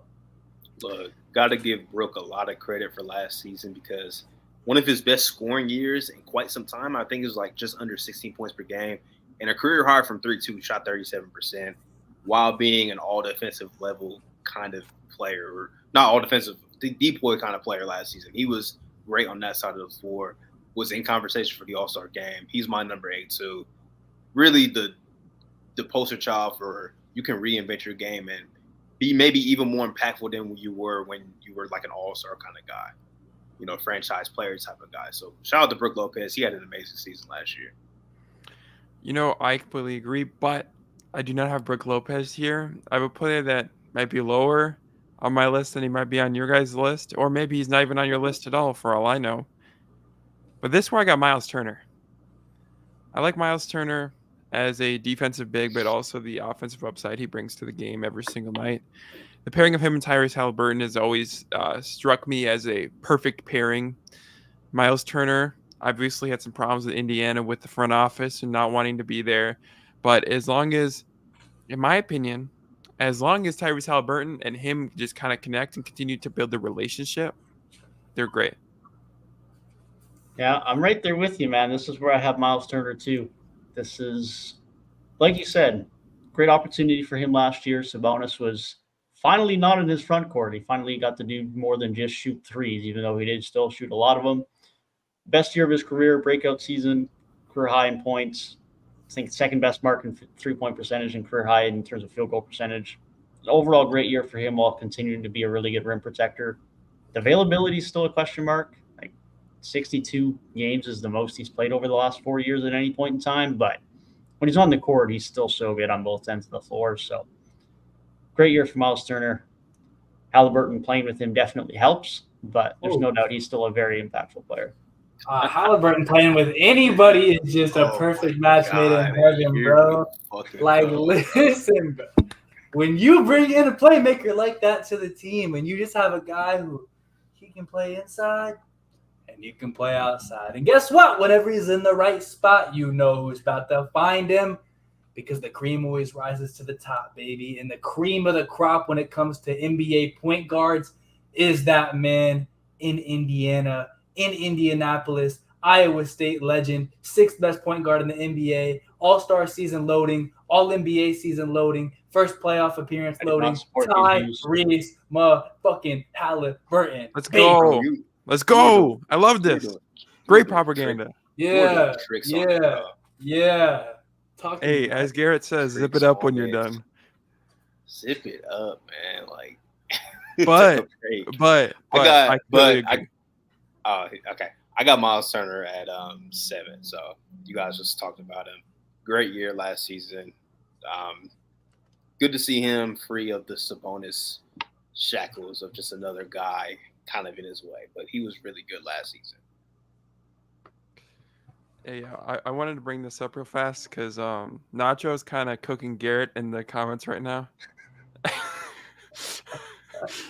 Hey, shout out to my guy Nick, bro. He ran the Among Us with some of the crew the other day, and he said he was a big Jelson fan, so I think he was looking forward to this episode. He was asked how he felt about Super Mario Hoops 24, and he was like, Super Mario Hoops 24 is all right, but I think Jelson's a little bit better. So listen, when it comes to the history of guests here on 3 Point Weekly, I don't know. It sounds like we've got some long running. Jelson, like. The fans are picking their sides. Hey, all I can say is Nacho. That's my guy right there. So we might have to run. You guys are both gingers. You're both gingers. That's dude. Salute. We might have to run a poll at some point. Like, who's the best guest of all time? John might run you for your money, bro. The Mobley allegations are. Bro, start a civil war. Those are long lasting allegations. Oh my goodness, that sounds like a you problem, man. Nacho clearly number 7 though. I need to get my number 7 out of the way, bro, because we talked about him too much. I did put DeAndre Ayton this high, which this is where I was like making this list, and I'm like, dude, I hate this list, but I feel like he's so talented that I'm like 18 and 10 as like a 3rd, 4th option. I'm like, that still ain't bad. And it's like, we know what he can. And that's, once again, I might be falling into that idea that I was even talking about of the idea of DeAndre Ayton versus the actual production that DeAndre Ayton is giving you. But it's just, I know what his upside is and the player he can be and the talent he is a better player than pretty much anybody below him. It's just a matter of seeing that. And I wanted to give him the benefit of the doubt now, because this might be the last time he makes this list, because now he's going down to being a significant 4th option with them bringing in Bradley Beal with a full season of Kevin Durant. His production might fall off a little bit more. And so where I'm at now, he is still that talented. Like you're saying, one of the most efficient short mid-range players among bigs, just talented in the post, talented in a lot of aspects of basketball. Just seeing it all come together is a little bit rough. But when it comes together, he is that guy. There's obviously a lot of players and a lot of fans who enjoy DeAndre Ayton's work. And like we said, he has this last chance with a new coach in town. If things don't start to get better from a production standpoint, he's probably not on this list ever again. But for now, I am kind of giving him that benefit of the doubt. And it might be a little bit of living off reputation, but that's where I'm at. I'll say this, though. I'll give him and maybe everybody some hope. You said him being the 4th option might hinder him. It might make it easier for him to just do what he's good at. Maybe we won't be relying on him to be a supreme back to the basket 22 and 10 guy like we had hoped for a couple years ago. Maybe he can just lock in on rebounding, lock in on defense, just be that 4th guy, short mid-range jump shots, mid-range free throw line jump shots. Stuff like that. Maybe that could just simplify the game for him enough to where he won't be asked to do too much. Hey, I just want to throw this out there because I said that DeAndre Ayton, I said my piece. I've said my piece. Yes. And I'll remain at peace with my piece. But DeAndre Ayton, I didn't even write his name down. I didn't either. I'm going to tell you something. But this is where I have Brook Lopez. So I had Brook Lopez higher than Miles Turner just because of the defense player of the year candidacy type of situation and he was on a great team. And really, we've seen this multiple times with Brook Lopez. I mean, he was dominant center with doing the back to the basket, finesse type touch stuff in Brooklyn, was it New Jersey at the time? But both. So he was doing that, and then we saw him add the 3-point ball to his game, and he kind of rejuvenated his career there. And he's always been a really solid defender, but I think this is that third phase of his career where he's just going to lock it down, and maybe his 3-ball isn't quite as great as it used to be, and maybe his post game isn't as great as it used to be, but he's going to supplement that with his defensive play. Brook Lopez, man, low-key was my defensive player of the year last year, so I have to put him here. It's a very, very valid pick. I'm going to be honest, while we're on the topic of Brook Lopez and DA, I definitely don't mind you having him on the list here, Gabe. Obviously, I had him here too. Over Brook Lopez after last season is... Yeah, it's a take. Like I originally had Brook Lopez low. Like I said, I originally had him at 9 because I'm like, well, he is really a role player at the end of the day. And the guys above him are like guys who, even if they don't always look great, are more than role players. Rudy Gobert is more than a role player. And I think DeAndre Ayton as a talent is more than a role player. And at times has been more than a role player. But now the more I think about it, I'm like, at this point, like you're saying, like Rika's spitting. DeAndre Ayton and Rudy Gobert are kind of more role players. And Brook Lopez, while he also is definitely a role player, he played his role so much better to where the other guys might be better talents, but Brook Lopez is probably a better player. Let me address chat real quick, man. Country, this man had Trae Young ranked below Tyrese Halliburton, just for your information. I wanted to spread my propaganda. For context, Kyrie was not a point guard on the list. He was a shooting guard. So. Yes. Hallie's better than LaMelo, Kyrie, Trae Young, He's not better than Trae Young. He is definitely not better than Trae Young. There's no 100% better than Trae Young. I'm taking him over Trae Young, LaMelo, Kyrie, and Ja all on that list. No, he's not. But I'm not taking Hallie over Ja or Kyrie. Kyrie was not on the point guard list for us. He was on the shooting guard list. And the 5 players I had above him was Curry, Luka, Dame, Ja, and Shea, I think. Hey, the J or the Ja point. For sure, a valid point, because that man literally has a strap on him, bro. Because that is the only thing that he needed to Halliburton is literally a better shooter. No. What I'm saying is Trae Young. What I'm saying is Ja Morant, literally the only thing he needed to improve was his shooting. And this offseason, he got suspended for literally shooting too much. That's all I'm saying. We're not getting into this. That's very corny. We're not getting into this, bro. Tyrese is still better. We're not getting into this.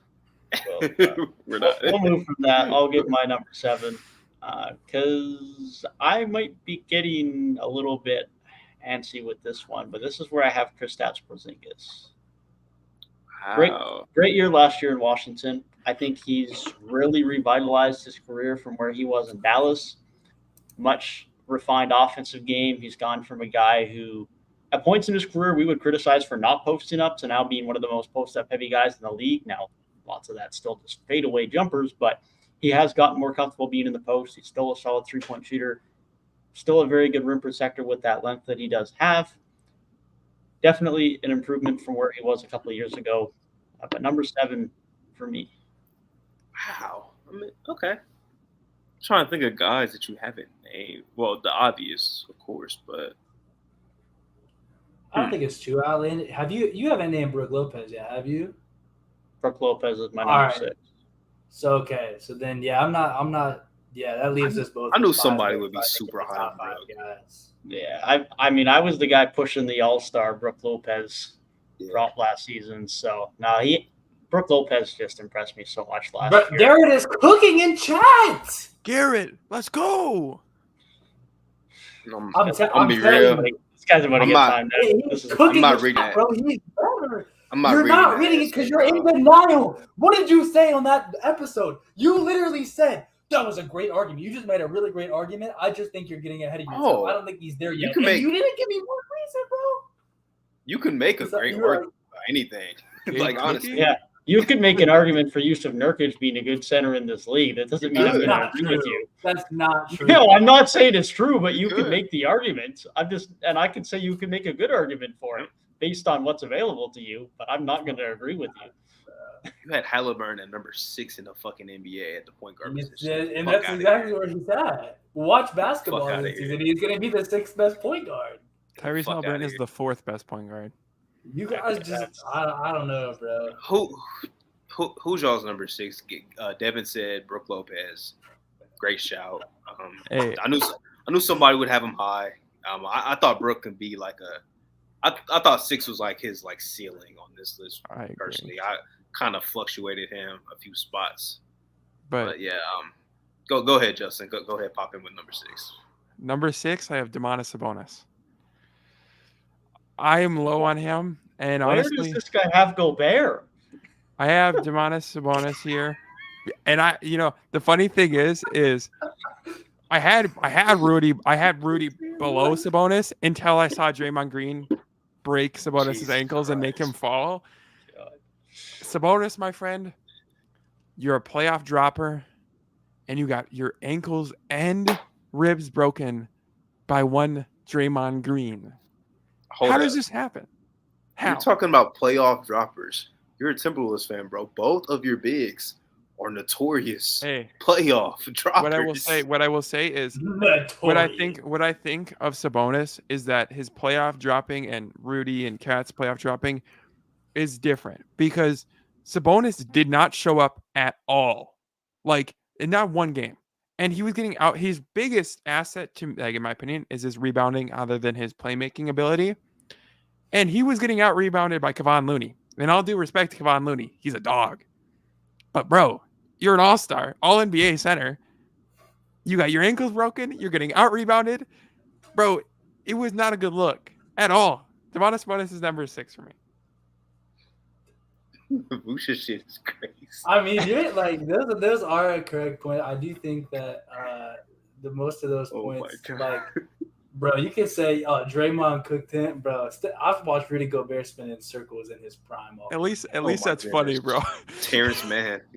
Dude, the thing is, I see Rudy get spun in circles, bro. I see Rudy get spun in circles, and I laugh. I saw Sabonis fall, and I almost got depressed, bro. Like, Oh my God. Well, you're not gonna like my 6 because I got Karl Anthony Towns at 6. Look, healthy cat, probably easily a top 5 guy, I would say. He missed so much fucking time last year. I'm consistent on my list. If guys miss time, I didn't have Robert Williams on my list because he missed time.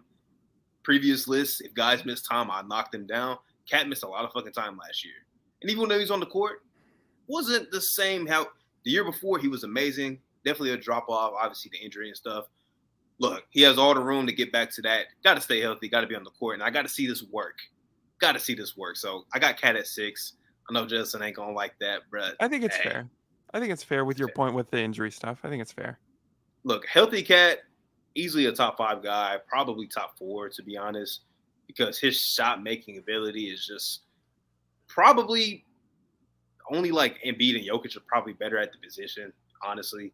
But on any given night, Cat can do it with those guys. Like when it comes to shot making, we've seen the dude drop 60 points before. Like he's that elite of a floor spacer, post up guy. Like he's so good.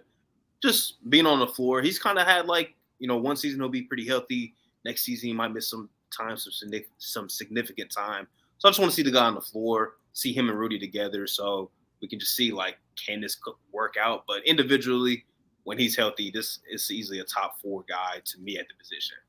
That's fair, for sure. So Did you have him at 6 last year? I had him at 5 last year because I had Okay, Jokic, Embiid, and then I had Bam and Rudy. And I had Cat at That's 5. fair.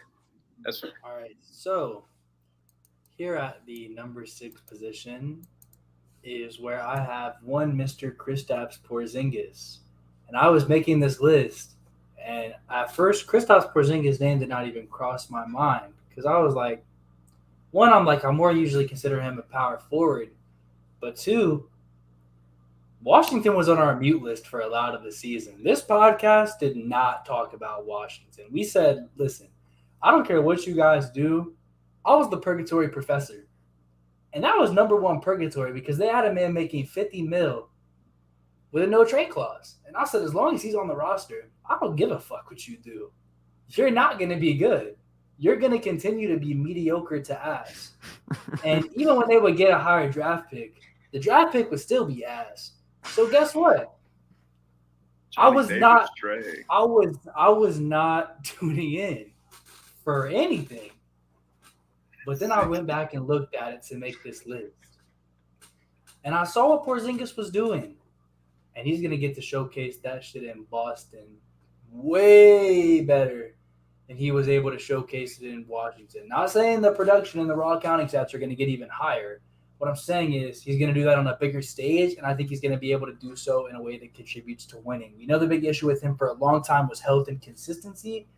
Well, he finally put forward a really good campaign in that. And even as we get towards the top of this list, and especially some of the guys below him, you see a lot of these centers, they're either guys with really good offensive games that struggle on defense and that brings them down, or they're guys who give you this great defensive impact, but their offense is zero. On one end, you might have a Jared Allen, and on the other end, you might have a Sabonis.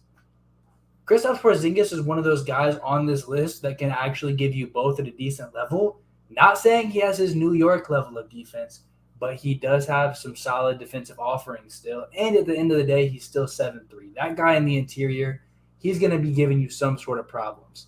So that, mixed with his ability to space the floor, mixed with his improvement on the post side of the game, listen, I can't deny it. I was really underrating him. I was significantly underrating him as a player before I made this list. And that's why I like making these lists, man, because this is a player who now I got to look at a lot more than I would have a month ago. Listen, I got him at 5. Maybe it's Celtic bias. I don't know. But I'm with you, Gabe. Like, when the rumors started about him getting traded to Boston, I was really confused because, like you said, we didn't watch the fucking Wizards last year because we weren't talking about this. So why the fuck am I going to watch these guys unless they're playing against Boston, right? So when I went back, really watched his film and everything, best year of his career. Devin mentioned more post-up touches last season. Even though it's not bully ball, he's doing what he's good at, and he can shoot over people because he's 7'3", right? And he has good touch in the mid-post area, right? Three-point shooting was there, which is it's always been there, but the volume and the efficiency that he was shooting at was pretty impressive. Defensively, like you mentioned, Gabe, maybe not New York level where he's as agile, as elite of a shot blocker, but still pretty good rim protection from what I saw last season. Decent pick and roll coverage, not amazing, but decent enough to where I think in Boston it'll work out. But last season, I would say that's the best year of his career that I've seen. Now, obviously, the counting numbers are probably not going to get better just because he's playing with now 2 other elite scorers in Tatum and Brown. But I think the impact is going to be there, like you said, Gabe. And I was just so impressed with what he produced last season because it went under the radar because he was with the Wizards. Like, if he was anywhere else, people probably would have noticed. But the Wizards, purgatory, like you mentioned, they were just that bad. Nobody cared about them. But hopefully we can see a full season of just another healthy year for him and that production continue at the same level. Hey, Reek, I got a question for you. Go ahead. You think Brad Steven meets Garrett in the ring? Think this happens? You think we can get this done? I'm going to have to take Garrett because if it's on camera, Garrett's like undefeated as far as we know. So this is still a one-on-one situation. So I'm going to take Garrett, but, you know, Brad might have hands, though. Might have hands. Hey, I think Brad is like gonna pull that Zuckerberg where he just gets in the gym.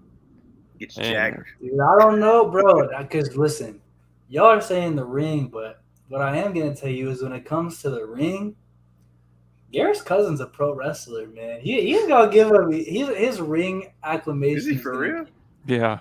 Yeah, he's an indie wrestler. So That's tough. Garrett's ring coordination might be sky high. If you go look, he 1v1 them on his channel. They look exactly alike. They look like brothers. You can't miss it. That's The biggest Bulls fan in the world just came in chat. Hey, Vucevic has not been named yet. He's coming up soon. Vucevic, the White Pal, Nurkic top 3. Hey, shout out Joshua Moon. He'll get Garrett set right. Joshua Moon. Shout out to bro. We got top 5 time? Top 5 time? Yeah, I just gave my 5. I think. Oh, that's right. Porzingis. Ooh, top 5. I got Domantas Sabonis here. He's all right. He's top 5 on this list. That's an underwhelming intro for a top 5 player in this position. Like, this is what I was very not moved because that shit in the playoffs was kind of embarrassing. I'm not gonna lie. Like, very significant underperformance. And even when he was in Indiana and he was putting up good seasons and good numbers, making these all-star appearances, like, they get to the play-in and get thrashed, bro. Like, they get thrashed. And so it's like, very good regular season player. So I couldn't put him any lower than that. I couldn't put him any lower than this due to his offensive game and what he offers throughout the 82-game regular season. But unfortunately, when you fall off like that in the biggest games in the postseason, I'm just like, I'm so unmoved. And he has the offensive game, but like, I don't think his offensive game is as good as guys like Cat, who I obviously haven't mentioned yet. And neither of them really have a great defensive game. So it's kind of just like equal. So it's like, yeah, he's 5, but it's like, it's because he's a tier above the Porzingis, the Lopez, Gobert, all them. Like, he's a tier above that just from a talent perspective. He's an all-star guy. But when it comes to guys on this tier, very unimpressed. Dude. However, Sacramento had a good season. And the first catalyst in that was trading for him. So, hey, Gabe, what are we talking about? Bag talk? Bag talk. These Northerners, Reek, they talk about their bag talk. Sabonis has no bag, and I will stand on that hill. Good start a fast break better than Cat can and Rudy. Bruh, I could stumble down the lane and hopefully get an N1 Speaking here of, and there. Where the fuck is Rudy on your list? No doubt, man. We are at number 5, and this guy is He said, he came into this list, he said, I was being somewhat unbiased. Number 5 for me is Rudy Gobert. Oh, God, I thought you were going to have Cat and Rudy number 1 and 2. No. I could. I was. Okay, so I had Gobert at 6 below Sabonis, but then Garrett showed me that video and I cried. So I don't think I can have that happening. But Gobert, on the other hand, I mean, we've said everything we wanted to say about him. Great defender, especially when he's healthy. And he's towards the second half of the last season, he was really getting back into form of that Utah Jazz-esque Rudy Gobert, Mike Conley. The Bengals jersey is crazy. Insane. The Rudy Gobert second half season, bro, it was real. It was real. So Rudy Gobert, I brought up bag talk. Dude, Rudy Gobert might have added a 3-ball to his bag. He might be Steph Curry, bro. I don't know. Hey, I hate you. You know what we say to motherfuckers at the gym that we don't trust? We'll live. Let them motherfuckers shoot. We will live. Hey, we've been spreading the Ben Simmons propaganda. I can't stand you, bro. Rudy at 5 in the year 2023. What's today's date? September 5th. It's fucking crazy. It's insane, brother. Oh my God. It's 9-5. Rudy Gobert might be working a 9-5 within 5 years. Nah, I had to get 9-5 on September 5th is crazy. I had to get Joe Shiesty to protect me from that bullshit ass take. We should off Gabe. Hey man, no Burrow That is slander, crazy. That is a free Burrow. TikTok clip right there, but man, bro. Gobert at top 5 is somewhat Fucking what I nuts. expected, but also not what I expected, to say the Hey, least. remember, I was thinking like 7. remember, I think his real spot here is like 6, maybe 7. But bro, I can't be having that Sabonis. Bro. Gobert just couldn't win a game in FIBA. What the literally- fuck are we I- talking about? I'm not right gonna now, lie. bro? I do not care. He got his ankles broken by Draymond Green. Bro, Rudy That at is 5. insane. Honestly, Elite defender. Jelson, I- you just chat, bro. I don't agree with him over Sabonis, but I know why. I'm more mad at Brook Lopez below him, to be honest. This man was just a depoy candidate last year. You just said you had him as your depoy last year, and he's a superior offensive player by far to Gobert. Not even close. There is narratives that need to be pushed, and there are Brook Lopez on the Use list. our platform to push narratives, bro. This is not a real. We not been pushing the Tyrese Halliburton narrative like half the stream. That's not a narrative. That's my actual take. Did you drop a Rudy video this offseason? If not, you need to drop one. I have not. Drop one. Be like, here's why Rudy Gobert is still a top 5 center in the league. Wait, yo, I'm shout not gonna out, make a main channel video just to say why Jelson makes bad takes. dude. Shout out Clutch Talk because Rudy Gobert in 5 seasons might be drinking some beers, bro. Oh my god. He's puffing cigars. Do the French even drink like beer? Aren't they more like wine people? Bro, there's a video out there that me and Gabe, I don't know if Devin knows about, but he might be puffing some cigars. It's a Clutch Talk reference, man. Clutch Talk reference. I'm not hip. Jakob Poeltl is the same as Rudy. Honestly, Stop. How far off? Stop. honestly, last season not that far off. Stop. Listen, I won't live for Not this. that far off. So what I'm gonna tell you right now Rudy is had that the 5 Raptors had a severe lack at the center position, and Jakob Poeltl came onto our team.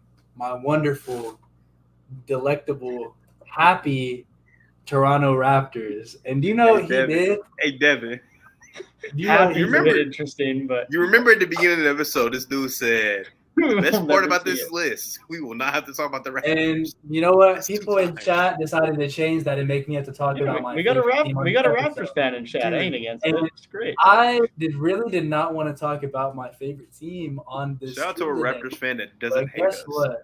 But guess what? Facts. Jakob Poeltl, Do not go watch our Raptors videos. very easy top 15. Very easy top 15. Jakob Poeltl. I think so too. Hey, Dumb, efficient, good rebounder. Great guy, man. And he has a He fun name. he fixed our center problem, bro. Yeah. Like, listen, if we could get a point guard as good as Jakob Poeltl, I'm not mad at our roster. Dennis Schroeder. yo. My fault. I can't tell if Gabe is a Clippers or Raptors fan, and every time he changes, he makes a severe and continuous lapse in his judgment, bro. I literally have not talked about the Clippers seriously in so long. Bro, Yeah, My we closet started fandom right fan. now is just Kurt. It's just Kurt Goat. Kurt clanks a lot. You seen that clip? Kurt Pepper? Motherfucker missed like he bocking the carpet. I'm gonna be honest. I did not think that Raptors video would attract Raptors fans, but we appreciate you because that was the furthest thing from a positive video. Hey. But we Raptors appreciate. might come out. Hey, For when it somebody comes who's to the triggered, Raptors, you've been very civil in the I want to chat, see. man. I want to Appreciate see it. Scotty thrive. I want to see all the players on the team thrive, and I don't know if the way for them to thrive is together. But me wanting the best for all of them tells me that it might be time to move on from some guys. Whoever that is, that's a decision to be made by Masai Ujiri. But I don't know, man. I think balancing out the roster to where it's a little bit less wing heavy and there's a little bit more big depth and guard depth. I would love that. I would love that. It would make Build around. everything so blissful. Build Gabe, around Scotty, man. Garrett said that you have more teams than gym visits this month.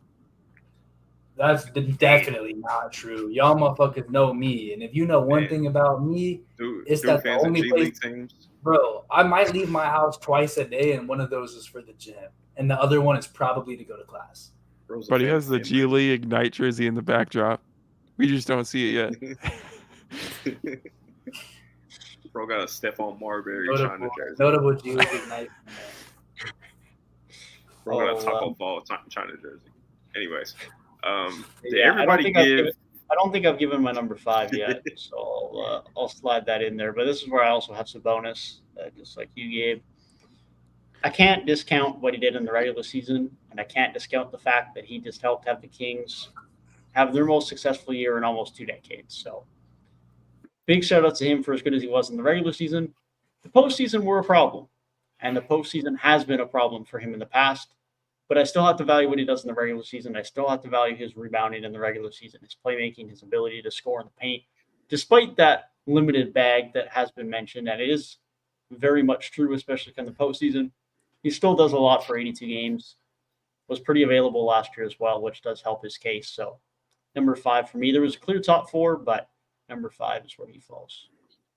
But Devin, the Clear top ankle fall, breaker. 4 for y'all.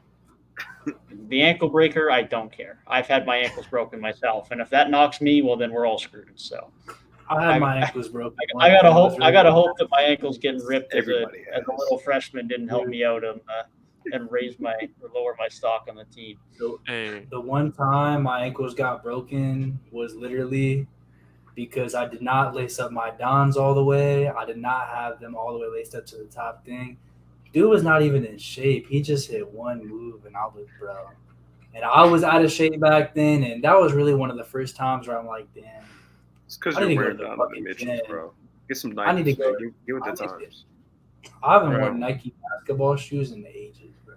you can't However, get your ankles broken if you don't play At defense. this point, dude, I can't hoop in the trays anymore. Because listen, when I hoop in trays, they'd be so heavy I couldn't touch rim, bro. I'd forget to bring my basketball shoes to the gym, and I'd just be running around in like some Pegasus or just some running shoes.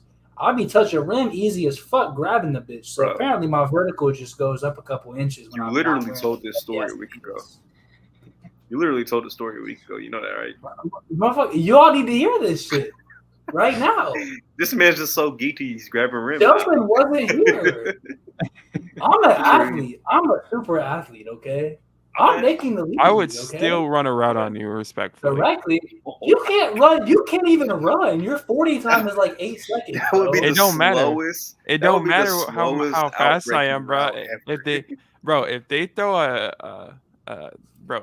If they throw a high, bro, Oh my god. Moss every single time. Stop playing. QB gonna be sacked by the time he gets 15 yards downfield, bro. Come on, bro.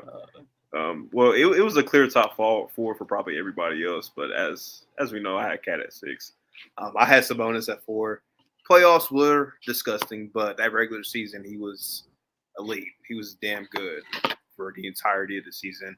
Like you said, Devin, one of the major reasons why the Kings finally ended that playoff drought. He was incredible.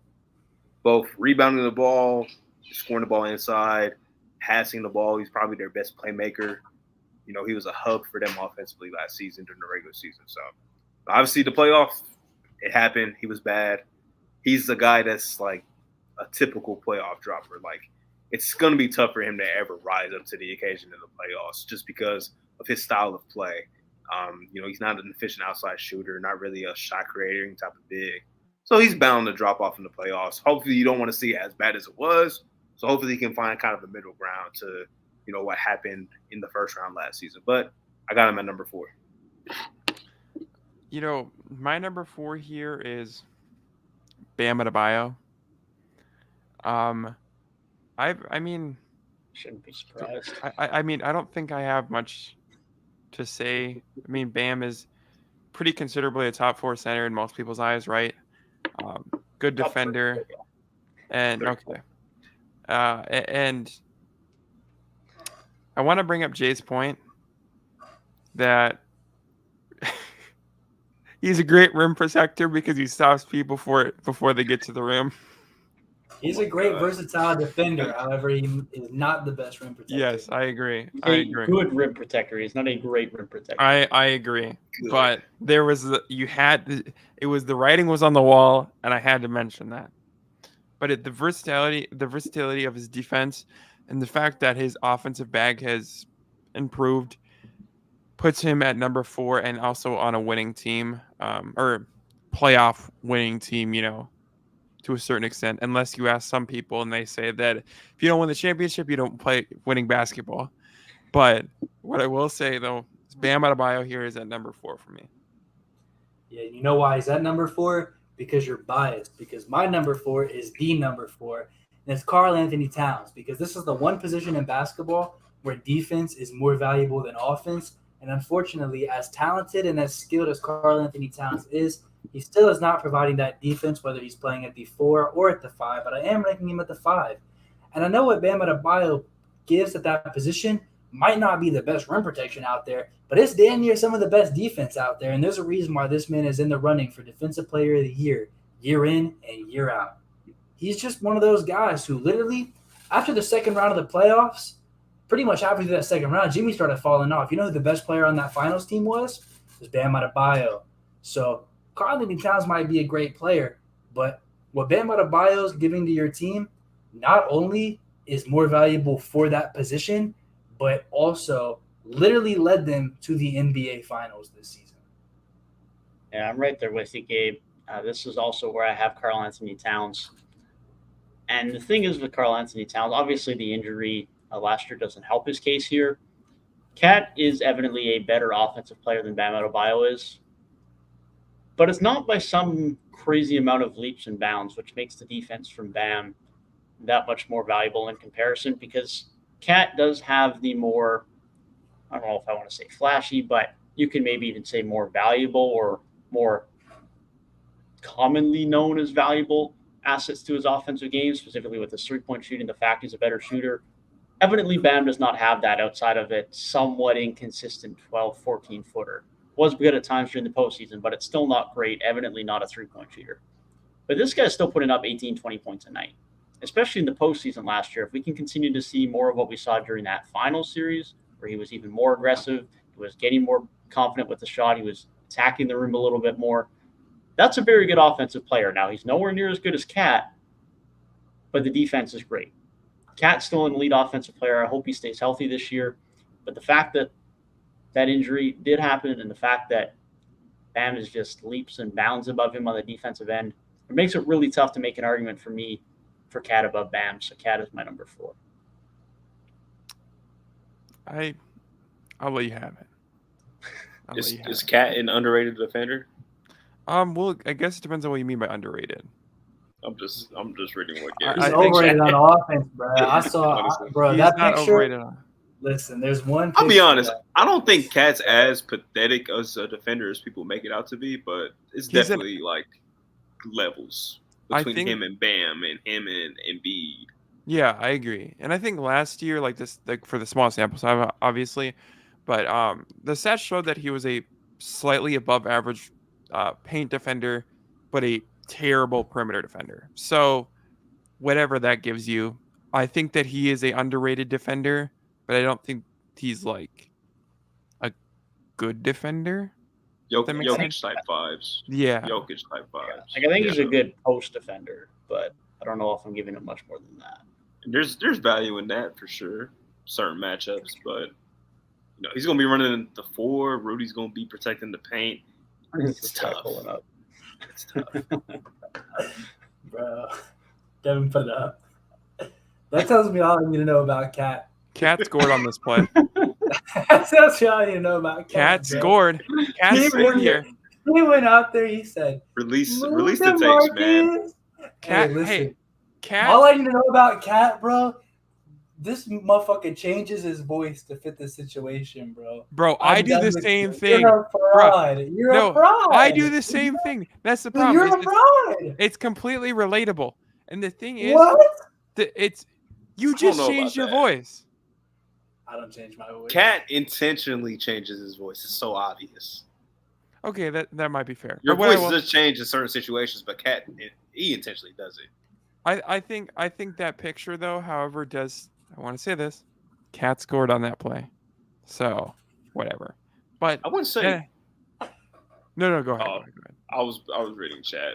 Garrett said Jokic is a good defender. I wouldn't say he's a good defender. He has good intangibles though. Like active hands, good paint defender or above average paint defender. That's all I can give him. To be honest. I'd say he's slightly above average at this point. Maybe that's the absolute most I can give him.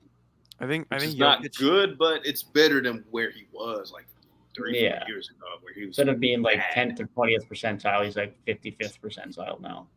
I think which is good because being stationary. He's so elite offensively. Like is crazy. It'd be unfair if he was like 80th percentile or something like that. Like he. Yeah. I think Jokic and Cat are pretty much on a similar tier defensively, so they're like slightly above average probably. Nah, he couldn't guard me in the pick and roll, bro. I'll get one good screen, bro. Give me a Steven Adams screen, and I'm getting space against Cat. Bro, anybody's getting space on a Steven Adams, pick, bro. All right. Give me a Jaylen Brown pick. You don't even set real screens. Give me one of those screens. Yeah, give me a Draymond Green moving screen, bro.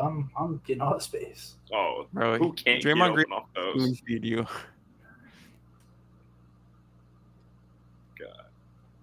Let's hear it then. Jelson is where do we have Cat? Are we sliding him in at number 3 or is it getting Karl-Anthony Towns is not here. No, I'm kidding. Karl-Anthony Towns is number 3. He's number 1. Karl-Anthony Towns comes in at number 1 on my Cat is number 3 here. I value the offensive portion of the game substantially, especially on the Timberwolves team, and I think that context matters, and that is having Rudy Gobert already on your team to be that elite lockdown defender, quote unquote, in the paint, and having Jaden McDaniels and Anthony Edwards to be your good perimeter defenders. It doesn't take his defense doesn't take away as much as maybe if he was on a different situation. So that's why I have Cat here. I think his offensive bag is significantly better than every center in the league other than Embiid or Jokic. And that really is just the ultimate value, in my opinion. The fact is that he's a good playmaker, a fantastic three-point shooter, a good mid-range shooter, and a fantastic post player. With the fact is, and then also adding on that he's not a terrible paint defender anymore, puts him at number 3 for me over Bam. Even though I do value what Bam does on the defensive side, I just, as a fan and enjoyer of basketball, I value the offensive side more. Good argument, man. But I'll still take Bam. But good argument, nonetheless. See, you can have a good argument even if you disagree with the point. Or even if you might be wrong. Brother is so petty. He's so petty. I am. He wants to disrespect the best player on Team USA. You know what I was going to say earlier? When you That's crazy. Stop. Gabe, when you were talking about defense, I was going to say, this is funny coming from a Tyrese Halliburton stand. Motherfucker talking about We're talking about centers. We're talking about centers. Anyways. Bro, talking about defense. This is where I have Bamsey, though. I already said everything that needs to be said. Yeah, this is where I got Edris. Yeah. Good guy. He took more shots last season, which is what he said he was going to do. Finals, he was amazing. Still spotty at points in the playoffs, but nonetheless, his defense is elite tier, above average playmaker from the center spot. Low-key an offensive hub for the Miami Heat, too, especially during the regular season where Jimmy kind of just coasts for most of the year. Bam's great. He's great at what he does. Idris is crazy. Yeah. Somebody got to call him by his government. All right, man. We've come to the moment of truth. There should be no moment of truth. Number 1 and number 2. I got Wemby at number 2. That's a great. That's low, honestly. What a great. He was a higher pick in the draft, man. So I don't know. I got Wemby at 2, man. He's gonna be 2, generational. Number 2 is where I have Jokic. Like, the playoff run was all right, but I mean, Jamal Murray was clearly the closer and was just making everything. Michael Porter just couldn't miss, and I really do feel like. And Bruce Brown. Like, Michael Porter couldn't miss is a crazy argument. Kind of got carried, bro. Like, all Jokic had to do was just pass to like the open guys. I'm being real. If you gave Zeke Nnaji those minutes, they're probably just as good. Probably the They're same. probably thing, just like, listen, Joel Embiid got put into a situation where James Harden was washed as fuck. Tyrese Maxey was not ready. Tobias Harris has always been mid as hell. You have Embiid on your list? That's funny. I didn't even have it written down. Wemby I too. have Embiid I had number one. Koloko and But here's Tua, why. so I don't know. Wait. This is No what- troll. Wait, no troll. You have Jokic Bro, I have one. Embiid Or number Jokic two. No, I have Embiid 1, bro. Because listen, No troll. Embiid is I didn't have him Embiid on is the list. Embiid is literally the closer on the team, bro. I watched him hit a fucking turnaround 3 against the Raptors to win a playoff. In the first round. Bro, That shit was 2 years insane. ago. Because his teammate is mid as fuck, bro. Bro, Like, he doesn't have a they good pass won. around it. They won with Paul Reed as their starting center against the Celtics, bro. He's better. Bro, everybody knows that if Zeke Naji was on the 76ers, the 76ers go all the way. Hey, All I'm the happy way. that you guys. I'm very happy that at least chat took the bait. you did seem serious for a second. Dude, I was like, that's why I was like, I'm very happy that chat took the bait. But yeah, they win, bro. They probably this win list is 35 games in a row with Zeke Naji as their go-to guy instead of Jokic. I'm gonna be honest. dude, what do you That's guys 35 a in man a might row. be lost once he's a starter. Yes. What do you come have on now. Kata Bates D up in this discussion here? You know, if Ohio State legend, Database bro. Diop is going to be Ohio top 3 State in my power mid. forward list next week. yeah. Embiid is a phony. Bam All is greater seriousness- than Embiid when it All matters. seriousness, I got Wemby at 2, and I have Vucevic at number 1. I He's fucking just- said all seriousness. He's just different. Nurkic at number 1, actually, personally, but that might be a personal preference thing. And I actually have Jackson Hayes at number 2. Well, Bro, I wish like, I would Embiid's- respect my Canadian Embiid's brother, not even a top Devin, 10 and I player. had Dwight Powell up here, actually. I don't think Embiid is a top 100 player, to be honest. Not even the My best top Canadian 2 center in the NBA, but whatever. My top 2 was Dwight Powell and Tristan Thompson. Thompson. Give me Kelly Olynyk. Thank you. That's absurd. Where is Aaron Baines on your list? That's Baines. 0. Aaron That's Baines. rude. That's the tank commander right there. He's a Raptor legend for life. No, he's not a Raptor legend. Matter of fact, y'all know how like Garrett has the Jeff Teague beef, like Reek has Dwight Powell, like everybody has these beefs. I have 2 beefs in this world, and it's Aaron Baines and Marcus Smart. And that's it. That's the list. Wow. Hating on Baines is crazy. Costa Kufis? That season was hard to watch. I'll stay legend. Crazy. Yeah, I'm an Ohio State hater, so. That's fair. Aaron Honestly. Baines, Don't no, Aaron Baines is the worst Raptors player of all time. My lord. all you have to remember is you just Bro just got PTSD. remember that Aaron Baines got a Scotty Barnes. That's all you can That's remember. like- You that's forget like about the when, fact that he couldn't hit a layup. Just remember Scotty Barnes. Scotty That's Barnes like can't hit a when layup Jelson- either, to be fair. Jelson was like, I'm happy that Jimmy Butler left the Timberwolves because it got us Ant. And it's like, all right, fair. By the way, gentlemen, I have an announcement to make. I have some live news to break here on 3 Point Weekly. I'm just saying, the second time this episode, 3 Point Weekly, thank you for all your support, y'all in chat, because we have now passed 150 subscribers. Big news, man. Listen, only continue to go up from here. Have a really good community going here. Chats have been very active recently, and I really liked it because we stream Really at some active. egregious hours. So the fact that you guys are here, tuning in week by week, listening to us just waffle about the most random of shit. Listen, we already have the 150 sub special for y'all. The draft is coming. The guest draft is coming, and you guys aren't ready for it. Garrett is insane. Bro, Veter, I have not heard that name in so fucking long. What the bruh? All right. Wait. Man. Gabe, do we get to see your gritty on the special? W community though for sure, man. Love y'all. Love y'all. We just need all of our viewers to sub because these videos have been racking in some views if you look at the channel, but We definitely have some degenerates in our like community, bro. Cause like y'all gotta have class or school or something tomorrow morning. Like something.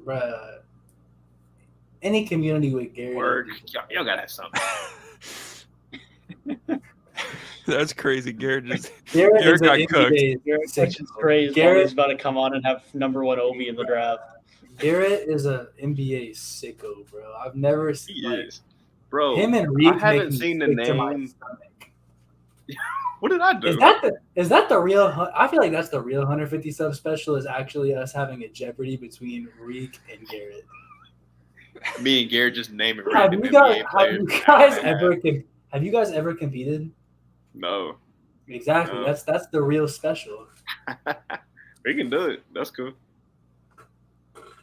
Bro, Peter Favre, bro. I have not seen that name in so long. I don't even remember which Celtics team he was on. I think it was 15. All of Maybe. them. That sounds He like lives on in spirit. that sounds like some Celtics teams with Jared Sullinger, bro. Like, I think it legit was the Sullinger, Evan Turner type teams.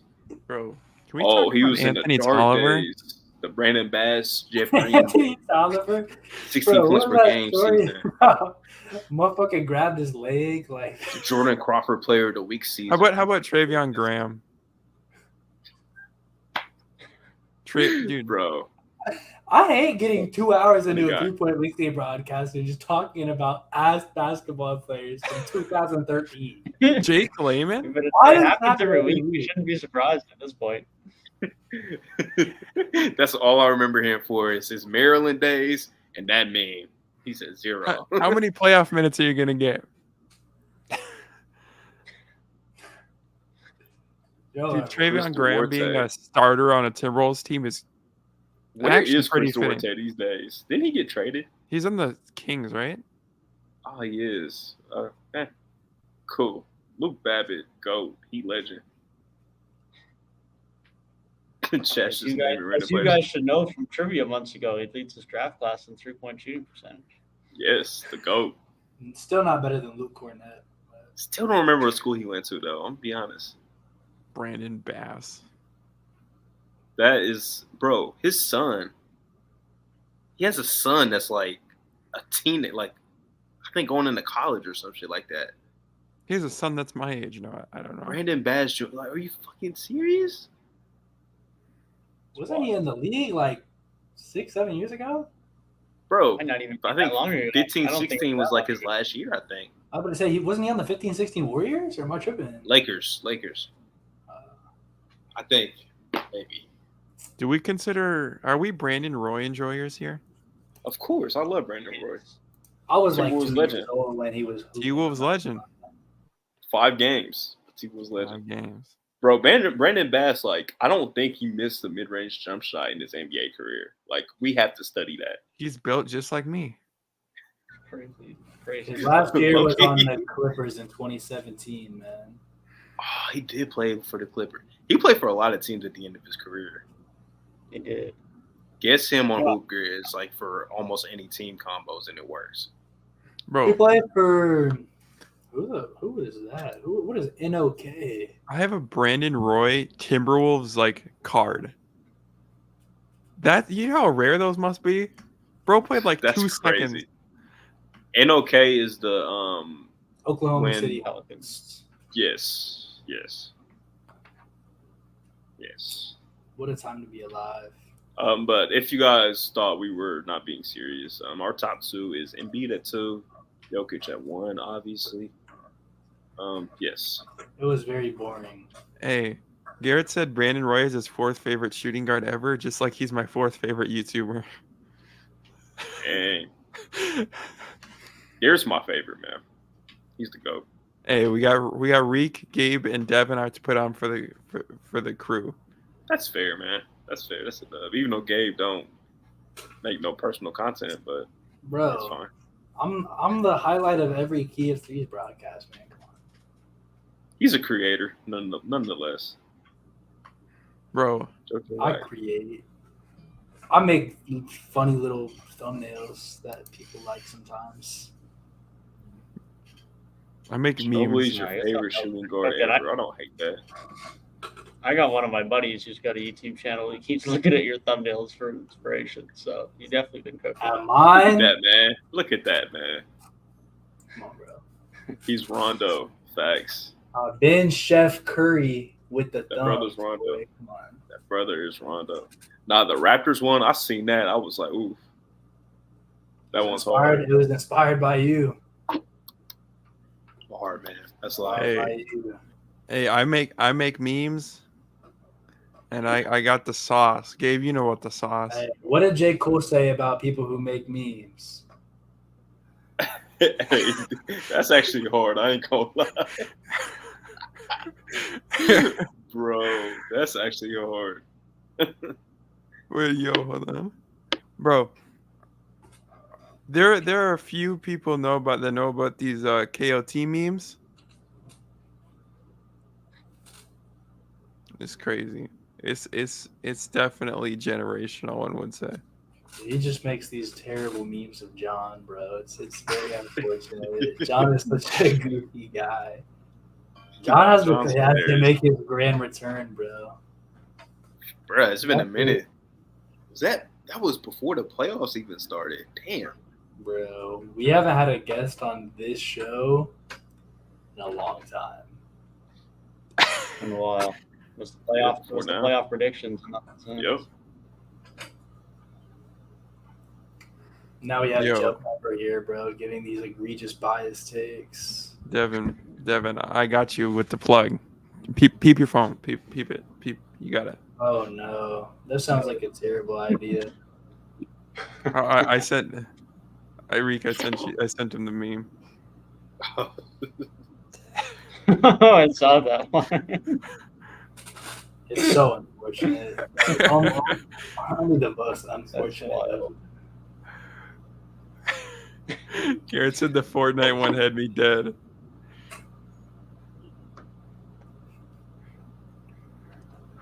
It's absolutely egregious. With that being said, I have Nicholas Claxton. God. This man Vucevic didn't even sniff the top 15 for me. Dude, Vucevic didn't even sniff the top 30. Nah, I only wrote down like 12 names. Yeah. I had Vucevic at 16. I actually had Miles Turner at 10, and then I forgot that Porzingis existed. So then I was like, where would Porzingis go? And then I'm like, damn, he's for real like 6. And now I'm sitting here, the more and more I think about it, and I'm like, Turner probably moves down. And honestly, the more I think about it, Jared Allen might get the cut too. Because the more I think about it, Time Lord is just very appealing to me. Very propaganda. I didn't even write Jared Allen's name down because, he wasn't really in consideration for 10 for me. It was like Claxton, Rob. I forget who else I had written down. Wendell. Wendell was the other guy I had written down. Devin's favorite player. Yep. Indeed. I wanted to only try had to him at sneak. 13 this year. I wanted to sneak him on there. I wanted him in. There's a lot of talent when you put KP over there, you put Sabonis over there, Claxton rose up this season. There's just a lot of talent over there, man. Lopez bounded up. Gucci Man. Can you guys look at this comment? Yeah, that's what I said. Gucci Man. He's out for blood. Bro. Hey, Gucci's gonna have to average. He's gonna have to average like 23 and 12 to get back on my list, man. Be honest. Bro, he's gonna have to average like 35. Oh my god, come on. There's a couple guys that made this list averaging like 15 and 8, bro. Like, come on. It's just Vooch. We know Vooch is like Alan Shumez is better, and I don't think any of us wrote his name down. Nurkic is better. Anyway, Val's numbers really dropped off. Like, if you just look at his counting numbers, dropped off. And even when you watch, he wasn't as good last season. No, dude. Devin said that Vucevic was number 16 on his list. I thought he said 60, and I wasn't even mad. That's crazy. Now that's where wouldn't have been Nurkic is. That wouldn't have been the craziest take I heard this week. Oh yeah, whatever the lowest rank a center can be, that's where the white power is. I don't know. Everyone in the league might be worse. Scotty absolutely posterized Vucevic because he's not good. And listen, it's time for the weekly rant. Because Scotty is a player that you build around long term, and they don't want to commit to it because they're committed to building around guys that are 26 and 27 and have not had a successful season since 2020 before the pandemic started. We're talking about a team who hasn't been really competitive. You can talk about a series where they went down 0-3. But besides that, they haven't been competitive since the Trump administration, bro. The Trump administration. Do you realize that we're 1 year away from the next American presidential election? Devin, you might not know that because you're in Canada. But what I know is the fact that we are at a point where this team is not competitive anymore, but they're holding on for dear life. And I can't understand what the point is. And if you're trying to get better and compete, try to get better and compete. But what are we doing having a rebuild and a competitive roster at the same time? Make it make sense to me. Make it make sense. Hey, Gabe. I'm gonna have to get my With own all that happy being said, I might get one too, honestly. Hey, dude, yeah. With all that being said, presidential election coming up, are we voting Vucevic to office? He's not American. I don't I'm care. voting Are we Malcolm voting Brogdon, him to office? bro. What are you talking about? Prez, Malcolm you gotta Brogdon. vote Prez. You gotta vote Prez. Bro, I'm My voting vote would Roddy be, Rich. oh my god. What are we talking about? What are we talking about? I'm voting for Latrell Sprewell, man. Wolves Timberwolves legend. legend. You know Timberwolves ball. legend. The club is voting. The club is crazy. What's up with Garrett, bro? I was expecting him to say the hood, but he said the club. That caught me completely off guard. Dude, every time Gary gets on Twitter and says some shit about the hood, I'm like, this guy's from the burbs. This dude is from the burbs of Indiana, bro. We gotta stop. The burbs. I got my start of it from that, but I ain't even from a big enough city for that. Oh my god. I live in a pretty urban area these days, but I definitely do not know what the hood is saying. I'll tell you that. I can't. I don't know what the Minneapolis hood is saying, but There's no hood in Minneapolis, bro. Stop. bro, stop there. I'm not gonna go on about it, but there definitely is. He said relax. I'm about to come see it for myself. Hey, then we get the ones in. I ain't been to Minneapolis in like 20 years. It's been so long. We getting Hey. twos in. Listen, we're getting twos in because that's the closest American city to Dev. So we're all gonna pull up, and I'm gonna show Devin that he It needs to is. stop underestimating Hey. me 1-on-1. Reek and Gabe gonna carpool? Oh, we are flying. Y'all got I'm not driving carpool. that distance. I am not driving that distance. Y'all got plane pool. I've heard Well, Devin that's call a- me easy work one too many times. I can't let that. That is a disrespect long me. ass drive. Dude, I'm What a proposal, DeAndre Hunter. You're a Toronto Raptor. What a proposal. AJ Griffin. AJ Griffin, the only player to have multiple buzzer beater game winners last year. I forget who said it on Twitter the other day, but they said his film looked amazing. Might have been Nekias Duncan, I think. He said his Bro. film looked good. Amazing. Why does Garrett chat like he like the hood? Like what hood? Like, bro, we need a name, bro. Wagwan. The hood in Canada. I didn't know Canada had a hood. I didn't know Canada had people. Hey, I live in the third highest crime city in the country. It definitely exists. I'll tell you that much. The pride of Definitely Prince Albert exists. himself, Bro, right? the third highest crime rate city in Canada is all from people stealing Tim Hortons. Just think about this. I wish. I wish. Bro. It's a 10-hour drive to Bro, Minneapolis. that ain't bad. It's really not Yeah, that bad, I'll be drove- honest. I drove the 15 hours down to Minneapolis before. It's actually not that bad. Reek, if Oh, you it's want to the worst. Even drive, I was bro, driving. I'll meet Reek in Detroit, bro. We'll take the bridge. We'll take the Canada exit, bro. Oh my god. Bro, the Hey. amount of times I've almost hit that bridge, like it's kind of nerve-wracking, I'm not gonna lie. We got to get this scheduled now. Devin, hop on a flight. Are we just all gonna have a big YouTube creator meetup in Minneapolis. Hey, Devin's been ducking the smoke with me, bro. He does not want the working ones. He's gonna get a Ducking the charge. smoke. I keep telling you I'm gonna rinse you. Do you have a passport? Yes, I have a passport. He said, All "I'm right, gonna rinse you." you better, Bro, he said it with the confidence. You better get down to this. You better get down past the border right now, bro. Hold up. He said them Tim Hortons. That's so crazy. He said Minneapolis is putrid. Buddy, you're from the middle of nowhere in Indiana. I don't want to hear it. Why is this 2 weeks in a row that I'm having a freaking breakdown on stream, bro?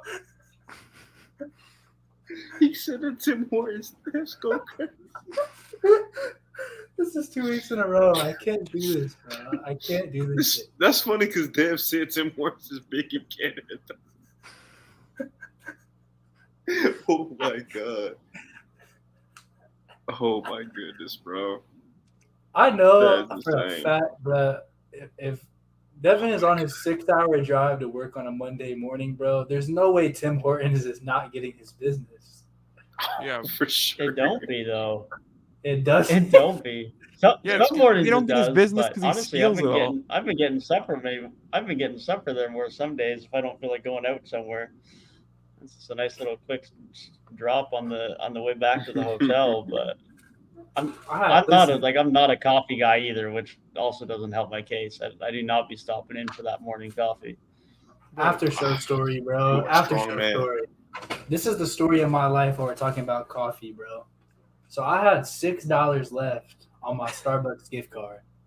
And this is like #1 prime content story of my life. This is exactly how shit goes for me every time. Tim Hortons. I have six hours left, or $6 left on this Starbucks gift card. Bro, I was so fucking tired last night, and I'm like, I have class at 9:35 a.m. It's about to just be a horrible morning because, you know, I don't go to bed until late as fuck ever. So I'm like, damn, it's about to be a tiring day, but I've been up so late every night because I haven't been doing shit because it was Labor Day weekend. So here I am. I wake up 8:40 a.m. I'm like, I gotta go soon. I woke up at the last minute. I'm like, I don't even have time to make coffee at my house, so I gotta get some Starbucks on the way.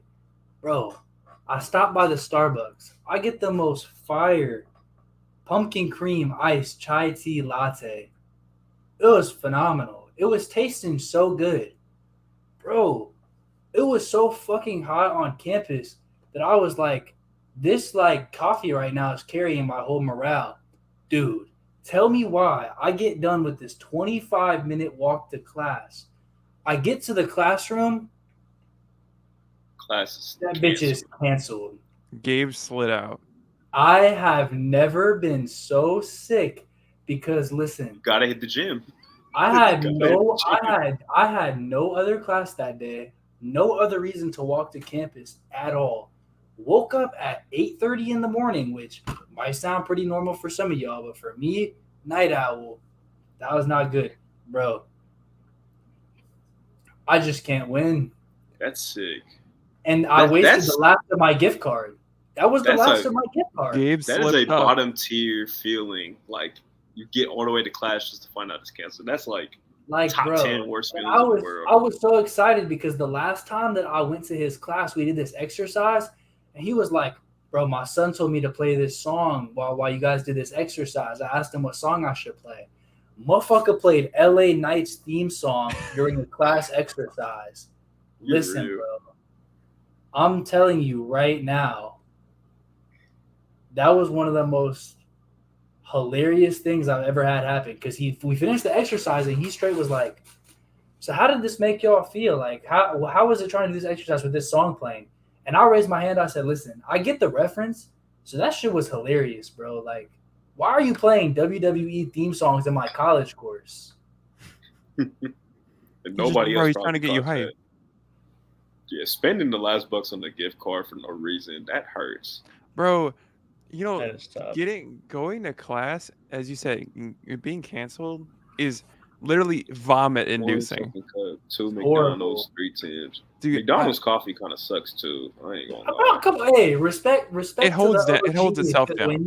when you're For money, for the when your price, pockets are thin, I'll take it for the price for sure. I'll take it for the price, but like it doesn't taste that good.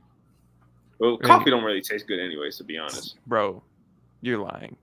Nah, that story hurt my spirit too, bro. I really could not handle that shit as a man. Are you a coffee head, Jelson? I'm a coffee enjoyer. I'm a big enjoyer. Certain places like Starbucks is definitely good. Trying to think other places. Dunkin's pretty decent. Dunkin's pretty decent. The thing is around here, we have this place called Caribou, and it's like Starbucks, but like 30 times better. So I just go there. It's like usually maybe same price, maybe a little cheaper. Garrett said coffee is garb. Brother, you're lying. Coffee is garb. Yeah, bro. I disagree, but I understand why people feel that way. Like, I definitely do. Now, if it's like black coffee, bro, I'll throw up. That stuff is terrible. I'm a black coffee enjoyer. Right now, downstairs, I have 2 creamers. I tried.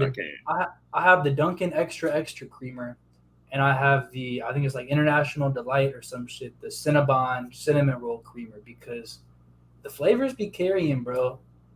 And it's like, without that, that's really like the spice of life. Like, I can go to Starbucks and get some shit because it's always gonna have some flavor. It's always gonna be decent. But like straight black coffee, that bitter ass shit, bro, I can't do it. I just need it for the caffeine, but also like black coffee, like no. People who do that are sickos. Like they are sinister people. See, I enjoy black coffee, but for also psychos, bro. But here, let me tell you why. There's a reason behind it. It's kind of like a taste that I've grown to enjoy, but when you wake up in the morning and you're tired, the caffeine hits you, but that bitterness will hit you harder, bro. It's so bad. It's horrible. And I like to enjoy myself in the morning, bro. Dude, there are other ways to enjoy yourself in the morning. Like, bro, you can go to the gym. Take a cold shower in the morning. I've been very consistently going to the gym at 3:30 p.m. or 4 p.m. Let me tell you right now, that leg day today, baby, come on. I've grown. Like, I hate evening gym sessions. Like, the morning is just 10 times better. It's objectively better, but yeah, that's what I always say. I am a morning stan from the perspective that once I'm awake, the atmosphere, the way the air feels in the morning, it's not too hot yet. The sun is just coming up. Nothing's that busy yet. Yeah. It's wonderful. It's just I love breakfast food, dude. Besides, like, everything about the morning is wonderful, except for getting out of the fucking bed. When it comes to getting out of bed, bro, I wake up, I'm like, right back.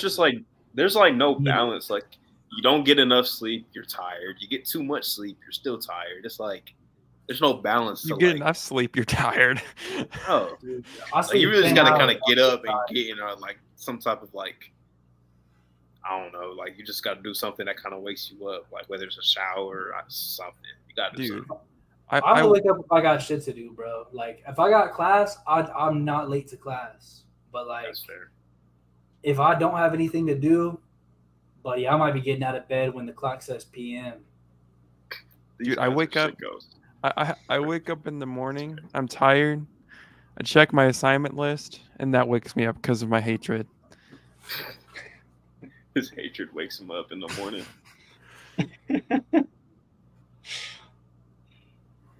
That just wakes up a hater. That's crazy. So, how was your guys' Labor Day? Let me tell you something, man. I worked. I was at work. You know what I did on Labor Day? You know what I did on Labor Day, Jelson? I went to the gym. I went to the gym on Labor Day. You want to know why? This dude is he's really an undercover like gym bro influencer. It was a just phenomenal back day. Because listen, bro, I've been going in recently. I can do the same shit every time. Walk in, hit some lat pull downs, then I go to the assisted pull-up machine. I alternate 3 sets of pull-ups, 3 sets of chin-ups. I get done with that. I might do some low rows. I might do the straight bar, little pull downs. Then I go over to the Smith machine, do some little rows over there. I go do a couple machines, and it's time to work biceps. I get on the bicep curl machine. I get some good ones in, man. I go over to dumbbells, lift a little bit more bicep. And after that, it's just always feels so good. And your lats are nice and sore the next day. And then you know what I do? You want to know what I do, Jelson? I come home. Sleep. And I cook. I cook some delectable food. I get in a nice hot shower. I clean myself off. And Bro, every hot day, I shower make the after same workout? thing. You're a psycho. I make the same thing every time. I preheat the oven to Can't do it, Justin. 375. Can't do it. And I season up my chicken with paprika, black pepper, onion powder, and garlic powder. I put that bitch in the oven. I cook up my rice. I put the sauce of choice in there. Today, I went to Kroger. I bought some Yum Yum sauce. Put some Yum Yum sauce in the bowl. Cook an egg. Cut up the egg. Put the egg in the rice. Put a little bit of black beans in there. Spice it up. Add a little bit of extra protein. Now listen. Cookbook. That shit was amazing. And this is one thing about me is I don't do a lot, right? I don't do a lot. I stay in the house. I do some homework. I might go to class, go to work, whatever it might be. I'm a pretty simple guy at heart. So I can live monotonous like that. But if I'm living monotonous and I'm living healthy, buddy, I'm on top of the world. Bro just took us through a whole day in the life. Dude, I'm not going to lie. When are we getting you a gym sponsorship or a gym clothes sponsorship? Because I need some, listen, bro, that should be so expensive, dude. I wear like the same 5 outfits. Gabe, how do I have a gym sponsorship before you do? I pay for 2 gym memberships, bro. It's so sad. You pay for it too? I should have a membership, bro. Go look at pictures of me from 2020. I was a fat motherfucker. I was a fat motherfucker, bro. See, his day in the life sounds like the president's. Facts. Hey, Gabe. Presidential Gabe. We both know that the weight loss grind, bro. Bro said wholesome. It is cooked. Listen, not everybody can just be a super athlete from day one, but we make do, bro. We make do because here on 3 Point Weekly, we don't let shit get us down. If you had a nickel for every time Gabe went to the gym, man's got the right idea. You would have at least a lot of nickels. Hold on. Hey, I'm probably there at least 25 times a month, times 8 months we've been through this year, which is 200 nickels, which means you would have $10. Crazy. Hey, you said we don't let anything get us down, right? So, Sabonis got down because of Draymond Green. I'll tell you that. Oh my god! Oh my Dude, god. you're terrible. You're horrible. You're horrible. I can't stand you. I can't wait for the Sabonis Cat / Gobert matchup this year. There's no way you're bringing that back from earlier, Garrett. That's hilarious. So he just He has at confirmed least he has 26 NBA teams. I don't understand how I get these narratives of being this bandwagon fan that has all these different franchises. Now the Clippers one, I understand why I caught those allegations for so long. But other motherfuckers come out here and they say, I'm a closeted Celtics fan and shit like this. But guess what? I wouldn't say that. They don't catch these allegations. Because I I admit wouldn't it. say Celtics, but No, Jelson Heat. said that. Yeah, but I Heat. said it. Warriors just because of Curry. Clippers, I'm still counting that. Okay. You just said something about the Timberwolves earlier, right? Yeah. Yeah, he was just kind of glazing the I Timberwolves. said I like their colorway. Okay, there we go. That's another one. Of course, the Raptors. Brother didn't put Five. the Pacers like I haven't been. Yeah, glazing. the Pacers. Pacers. 6. I'm a big basketball fan. In fact, Celtics counts because you said I can enjoy the Celtics now that Marcus Smart's not there. 7. You know the including the Grizzlies are receipt. not on my list. Buddy, pull up the receipts. No Grizzlies. The all I can think of Wizards. right now. He's bringing up how Kristaps Porzingis was performing on the Wizards. I said I love making OKC thumbnails. Okay, see. That counts. 8. That's all I can think of right now, but we'll come back to that. We will. That's 8 teams, bro. It's a love-hate relationship. I either love a team or I hate a team. That's 7 too many, by the way. Oh, Pistons, 9. You might as well say 10. DeMar is on the Bulls, so 10. Bro's a Bulls fan. Closeted. Garrett has to give that a W. So if the Bulls won a championship, you'd be happy just because DeMar got a ring? I'd be super happy if DeMar got a ring. I mean, if they beat the That's Raptors fair. in like the conference finals, I'd be pretty sick as hell. But like, That's I fair. would have to honorarily root for DeMar DeRozan. Maybe if you were a LeBron's loyal, gone. honest fan like me, Devin, and Reek. Jelson's just That's not really a crazy loyal talking fan. about a Magic fan like that. A Magic fan. This guy is not trying to stop sticking that label. Or steal from Wild. Tim Hortons. Bro, gotta stop with that, man. That's just something. Bro, no, I was Rick's Tim Horton reaction is my Tim Horton Bro. reaction. That is so funny, bro. Devin It's said the, it's earlier the that, Tims. Dude, Devin said earlier that he doesn't give Tim Hortons their business. He doesn't give them their money. That's what he doesn't give them. Crazy like allegations. I'm not gonna lie. My guy Country Kong has been a Bro. W addition to chat. W chat member, bro. What he said earlier, like, I still got tears running out my eyes, bro.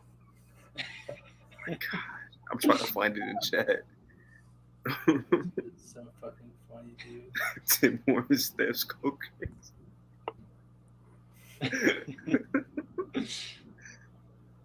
Oh my god. Bro, Gabe, it's funny that I saw that LeBron clip a couple of days ago, bro.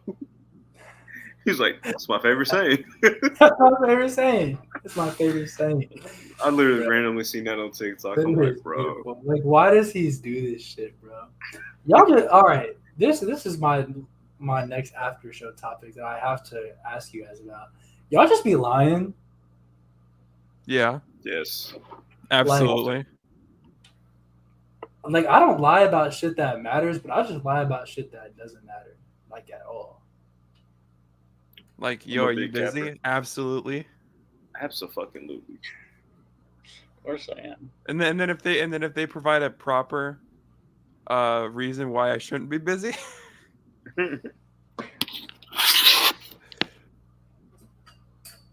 be like, Maybe not I'm not like a LeBron level capper, but I definitely cap a little bit.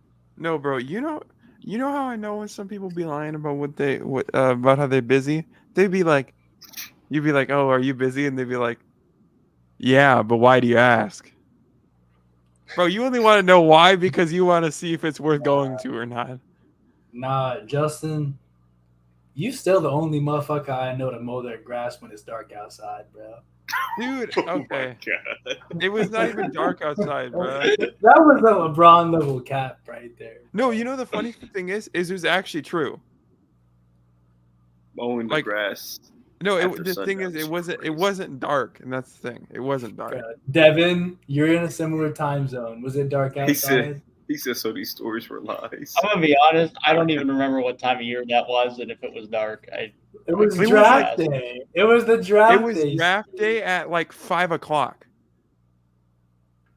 It was It was not. not Fantasy 5 draft? o'clock. The draft started. The fantasy draft? Definitely. No, wasn't. actually Oh, NBA you draft. grass at Okay. night. Oh, you But it fighting probably was somewhat late.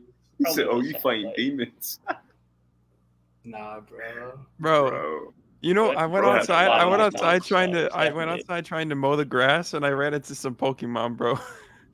Like, Bro, I'm telling pops like, hey, the draft's on tonight. I'll mow tomorrow morning. bro, I would have said that, but I'm like, it is like the 27th pick in the first round, or actually, I don't even know what it was. It was probably like, I think it was like the 15th pick or something. I'm like, bro, I gotta do this. It might have not been dark by then. I'm gonna give him the benefit And then I of the also doubt. came back too. Is Minnesota an hour behind? Yeah. Motherfuckers It's probably really like- mountain time, bro. I Who don't uses know, man. mountain time? I'll give you the benefit of the doubt. 15th pick is probably like not even an hour into the draft. But yeah, But I mowing the did- grass that late in general is kind of crazy. bro. All I'm gonna say is, I'm telling you, bro. My- Joe my Cap dad- is a legend. all right, okay, all right. Jail cap. I have no way to disprove your cap Bruh. allegation, but Just listen, bro. Top Notch went at this motherfucker for weeks. He said, dude, Justin, was you really mowing the grass, bro? and I literally He would told ask that him shit yes. all the time. He And I literally asked that said- shit all the I literally time, said bro. yes, and I'm like, and then that's when we got whatever. It's like what I don't know. What is I supposed to do? I don't know how to I don't know how to disprove the allegations. Should have recorded yourself. Like, look, guys. This is mowing why the grass. Justin is always sussing among us, bro. Kobe Buffkin. I'm telling you, Jelson is a Michigan concerning legend. man. Jelson does drink black coffee. He did admit to that on stream. We need Funny footage. footage of you crazy. I did touch grass. Let's play the raps. You know it's gonna be at 9 p.m. Real. That shit is hilarious to me, bro.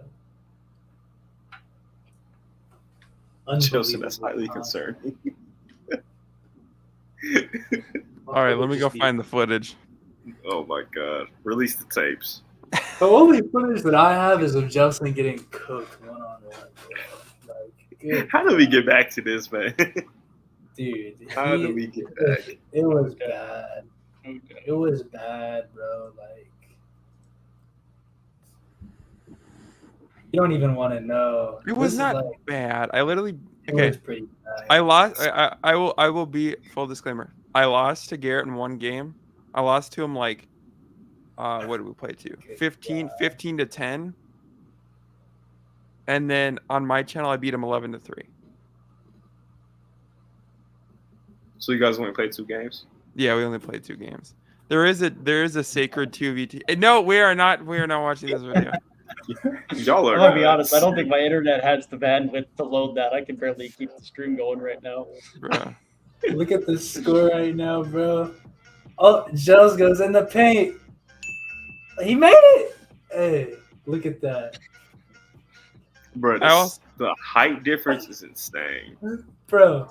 Jelson on the paint on Garrett. No good. Oh, and he missed the layup No on a good is man crazy. 8 inches shorter than him. Hey, after this, we got to pull up the my channel one then, and that's only fair.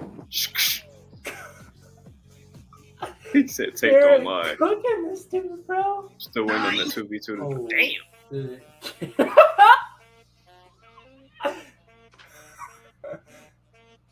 He said nothing God, he else. got blocked by. That's crazy to me, bro. Bro, where's the drop step dunk in the game, man? Like, what's up? Bro, if I have any sort of vertical, I would give you money. Where's the Garrett say that, bro? He said he can't jump over a credit card. That's crazy. Dude, a credit card. Nope. You need the When it's Garrett. laying flat, though. Dude, I don't think I can jump over like a single molecule. Oh my Bruh. goodness. Bro's really Zach Randolph.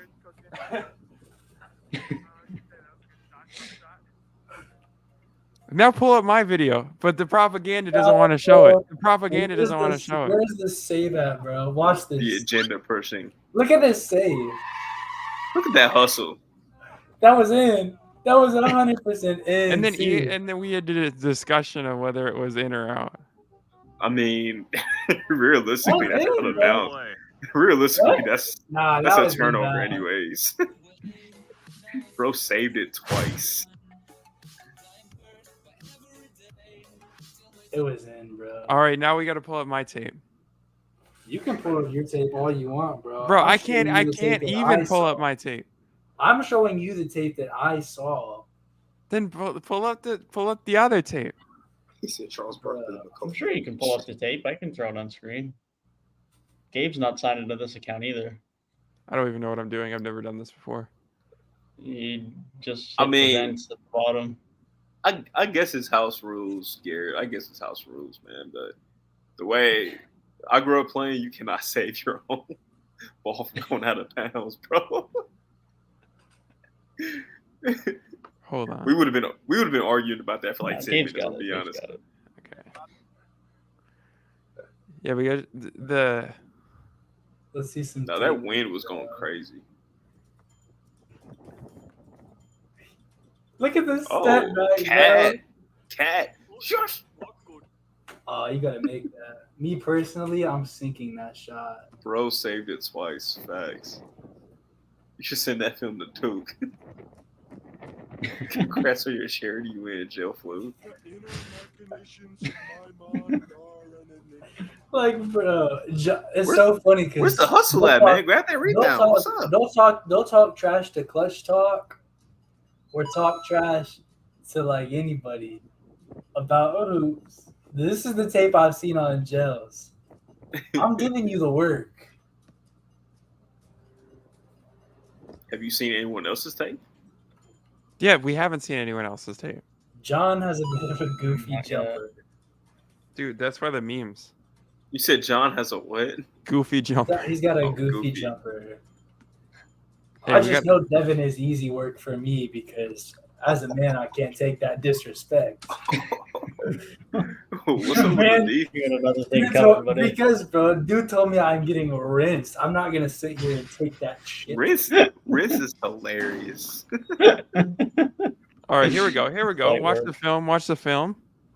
Here we go. Watch Watch the the game. Riz, watch the Riz, P watch the game lock Riz. in.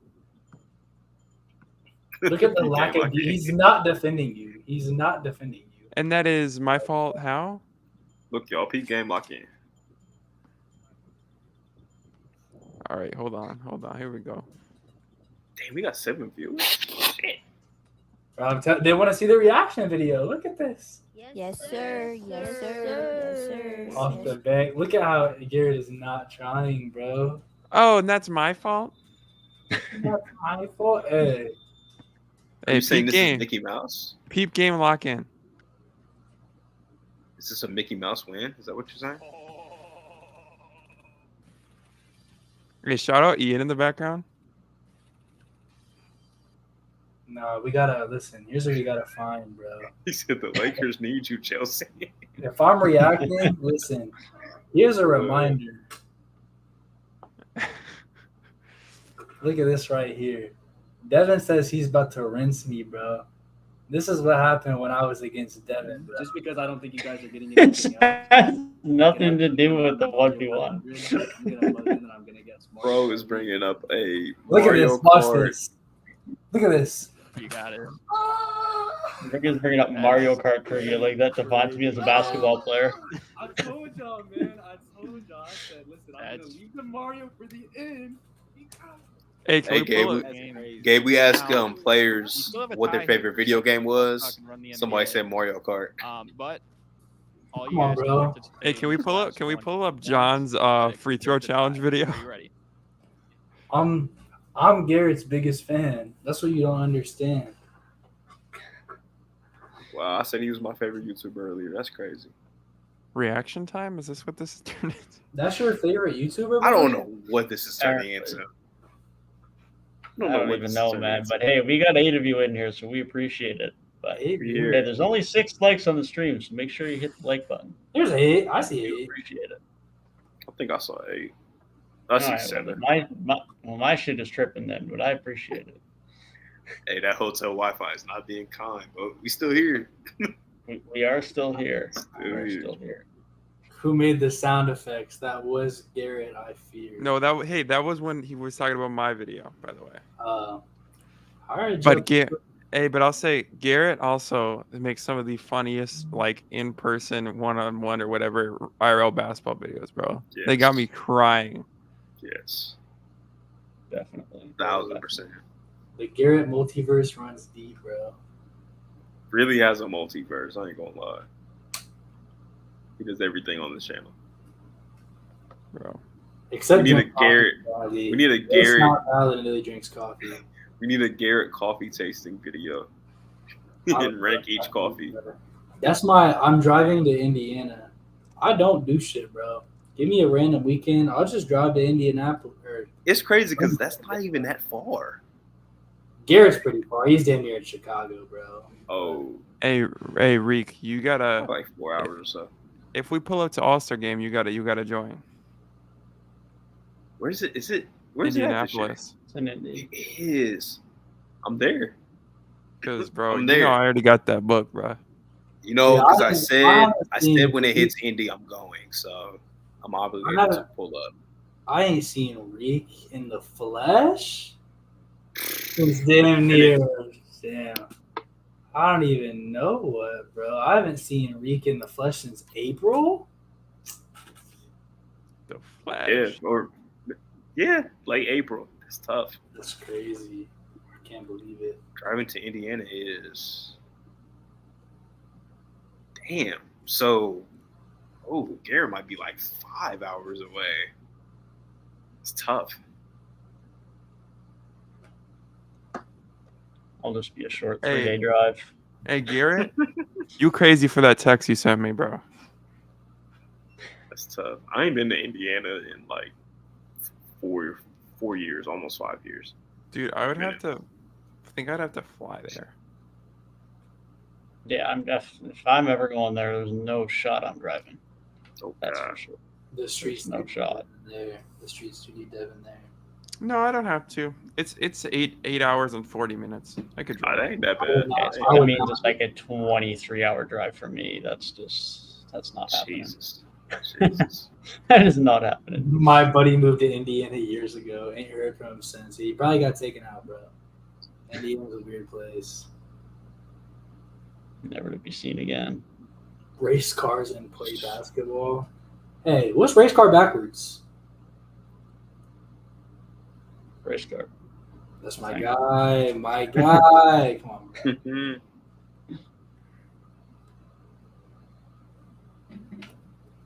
Damn. Close to Milwaukee. That's crazy. That's nuts. Hey, Remember, Indiana must be I'm always ready. Didn't to realize how big of a state have it is. this work, bro. Whenever Devin wants it, I'm Oh ready. my God. hey, everybody here, peep game lock in.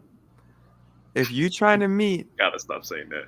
if you trying to meet the key of threes and 3-point weekly gang, bro, All-Star weekend pull up.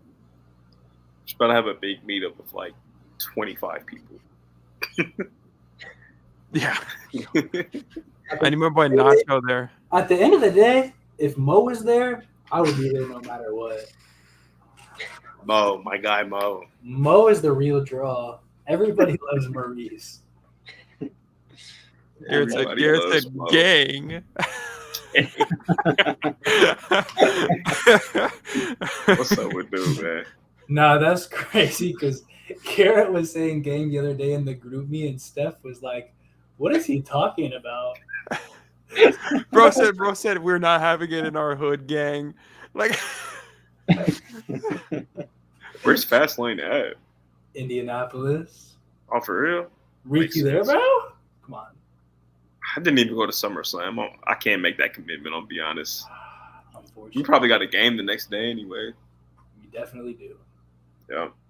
hey, so Reek, do you have to do you go to all Lions games then? Home games, I don't get to travel. Aw, Yeah. I was gonna say, bro. I would say sadly, but the break is definitely useful. I'm not gonna lie. Like I don't have to do anything tomorrow. I can work from home. Then just work the game either from home or from the office. So it's smooth for real.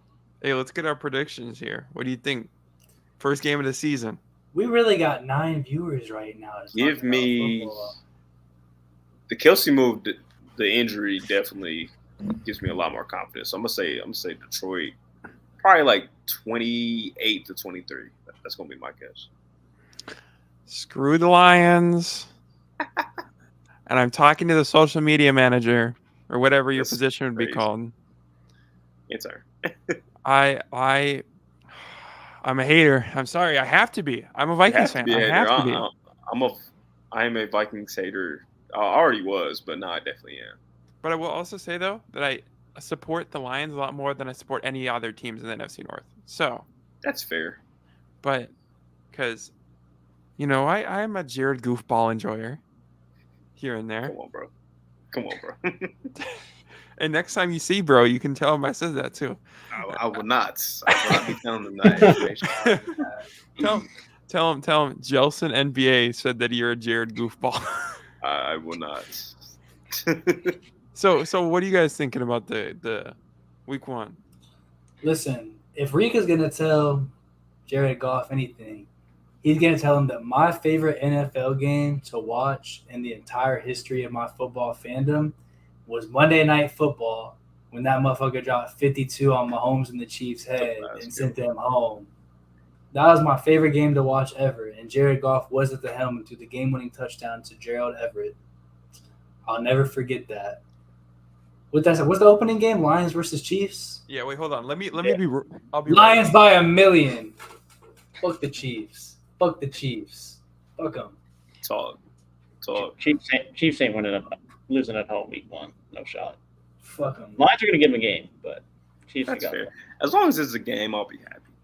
Yeah, I think it'll be a game for sure, especially if Kelsey isn't suiting up or not 100% or whatever goes on with him now. But no way we went from no jerseys to 2 by the time 2.5 hours deep. I love a costume change. I was built for the stage life. Bro, like, what is wrong with y'all, bro? I mean, I just drafted Justin Jefferson at number 1 overall tonight, so I can't be mad at it. But W pick. I think I got him in the league too.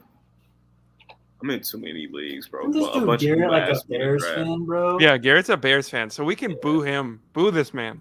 Hey, like Justin Fields is nice this year. Justin Fields is not nice. The entire North is almost represented right now. Buckeye legend Justin Fields, bro. Come on. Yeah, we don't like those Packers, guys. No. Yeah, I see people like really thinking like they're gonna win a division. Like, no, they're not. It's gonna be the Vikings. They're mid, Detroit, but they're mid. They were mid last year. They're worse than mid. We started and ended with Minnesota bias, bro. We gotta stop. This isn't Minnesota bias. I'm gonna be honest. This is NFC North hatred toward the Packers. Fuck the Vikings are optimally going to be worse this season. Though. I've been inside Ford Field, and because I've been inside Ford Field, the Lions are winning. Ford Field, I am inside you. Is that what you said? Guy. That was me on August 5th. That was exactly a month ago that I was at SummerSlam, and I did watch Logan Paul take that dub. Jefferson but I did watch Jay Uso take an excruciating loss. I'm still mad about that. I'm not gonna lie. Hey, y'all remember when the Vikings stole a game? They're so shocked. I don't even own a Raptors jersey. Never mind a Cowboys jersey. There's no way that's happening. Hey, Reek, you gotta have a Lions jersey hanging around somewhere, bro. I do not. I have a shirt on. If that helps. That counts. You don't have a big Hutch jersey, bro? No, I don't. Yeah, you are a Buckeye. If you had a big Hutch jersey, that would be disrespectful. So I should just get it for the last name, though. That's a smart investment. Reek, where are you from originally? Like area-wise? Yeah. He's English, bro. This is our British. I mean, we're all from different countries. Yeah, I mean, like I was born in England, but I grew up like most of my life in Ohio, like a little outside of Dayton. Okay. So what team are you a fan of? Oh, the Saints. I've been a Saints fan my entire football existence. Why? Because the actual reason why is because of Reggie Bush. That's my favorite player of all time. Okay. I just hate the Saints. That's fair. I don't like you guys either, for real. We own the Saints in the playoffs, so that's fine. We literally beat you guys en route to a Super Bowl win, though. So. Yeah, by intentionally injuring our players. That Grady jersey. Devin has said on record that he cannot wait to have Dick on his back. I have said that. That is true. Hey, yo. I forgot that I said that. No, he 100% said that. I definitely said that. There was definitely a TikTok of that on the internet where I said talking about Asar Thompson's son. That is crazy. Hey, run the NFL over here. Run the NFL. That's it. That's it. You know, that's his fantasy name. Yeah. I seen it change. I'm like, that's a dub. Reek knows football. I can't wait to. All right, so at that point, I think it's about time to end the stream. What's up with chat, bro? We got up to 9 concurrent viewers in the last couple minutes there. I don't know if rep makes it any better, Garrett. I To be honest. don't think it does. Really don't think it does either. But no, we definitely appreciate the support tonight. It's been a W stream for sure. Chat's been great. Chat's been active. Chat's been We funny. appreciate the support. It's been a great stream. W stream. Before we do wrap it up, we've given him the platform as a guest. Any last thoughts you want to give us before we close it out here, Jacob? Vikings winning the NFC North. Let's go. He came on a basketball podcast, and that's his closing take. Like you could have said Timberwolves- like Timberwolves- Anthony Edwards, All NBA or something. Hey, like no, that. I already Like, said that. Timberwolves top 3 seed. You said 4 earlier. What the fuck changed? You know what changed? My positivity. My fucking God. This is when we I know. supported him for once, bro. Look, Bears will evaporate you. Okay. Jelson, it's been the episode of all time. Nah, this has been a fun episode. I ain't gonna lie. This has definitely been good. We'll definitely have to have Jelson back on at some point. But even with that still being said, for today's episode, if you did enjoy, if you haven't yet, be sure you hit that like button down below and make sure you subscribe so you do see when we are back live and when Jelson is back with us again. We will have a few videos coming out throughout the course of the week, so you will get to see a few more things from us before we stream again next week, but we will be streaming again next week, finishing our rankings, and that'll be the power forward list, so be sure to stay tuned for that. But until then, hope you guys have a good week, and we will see you guys in the next one. Peace.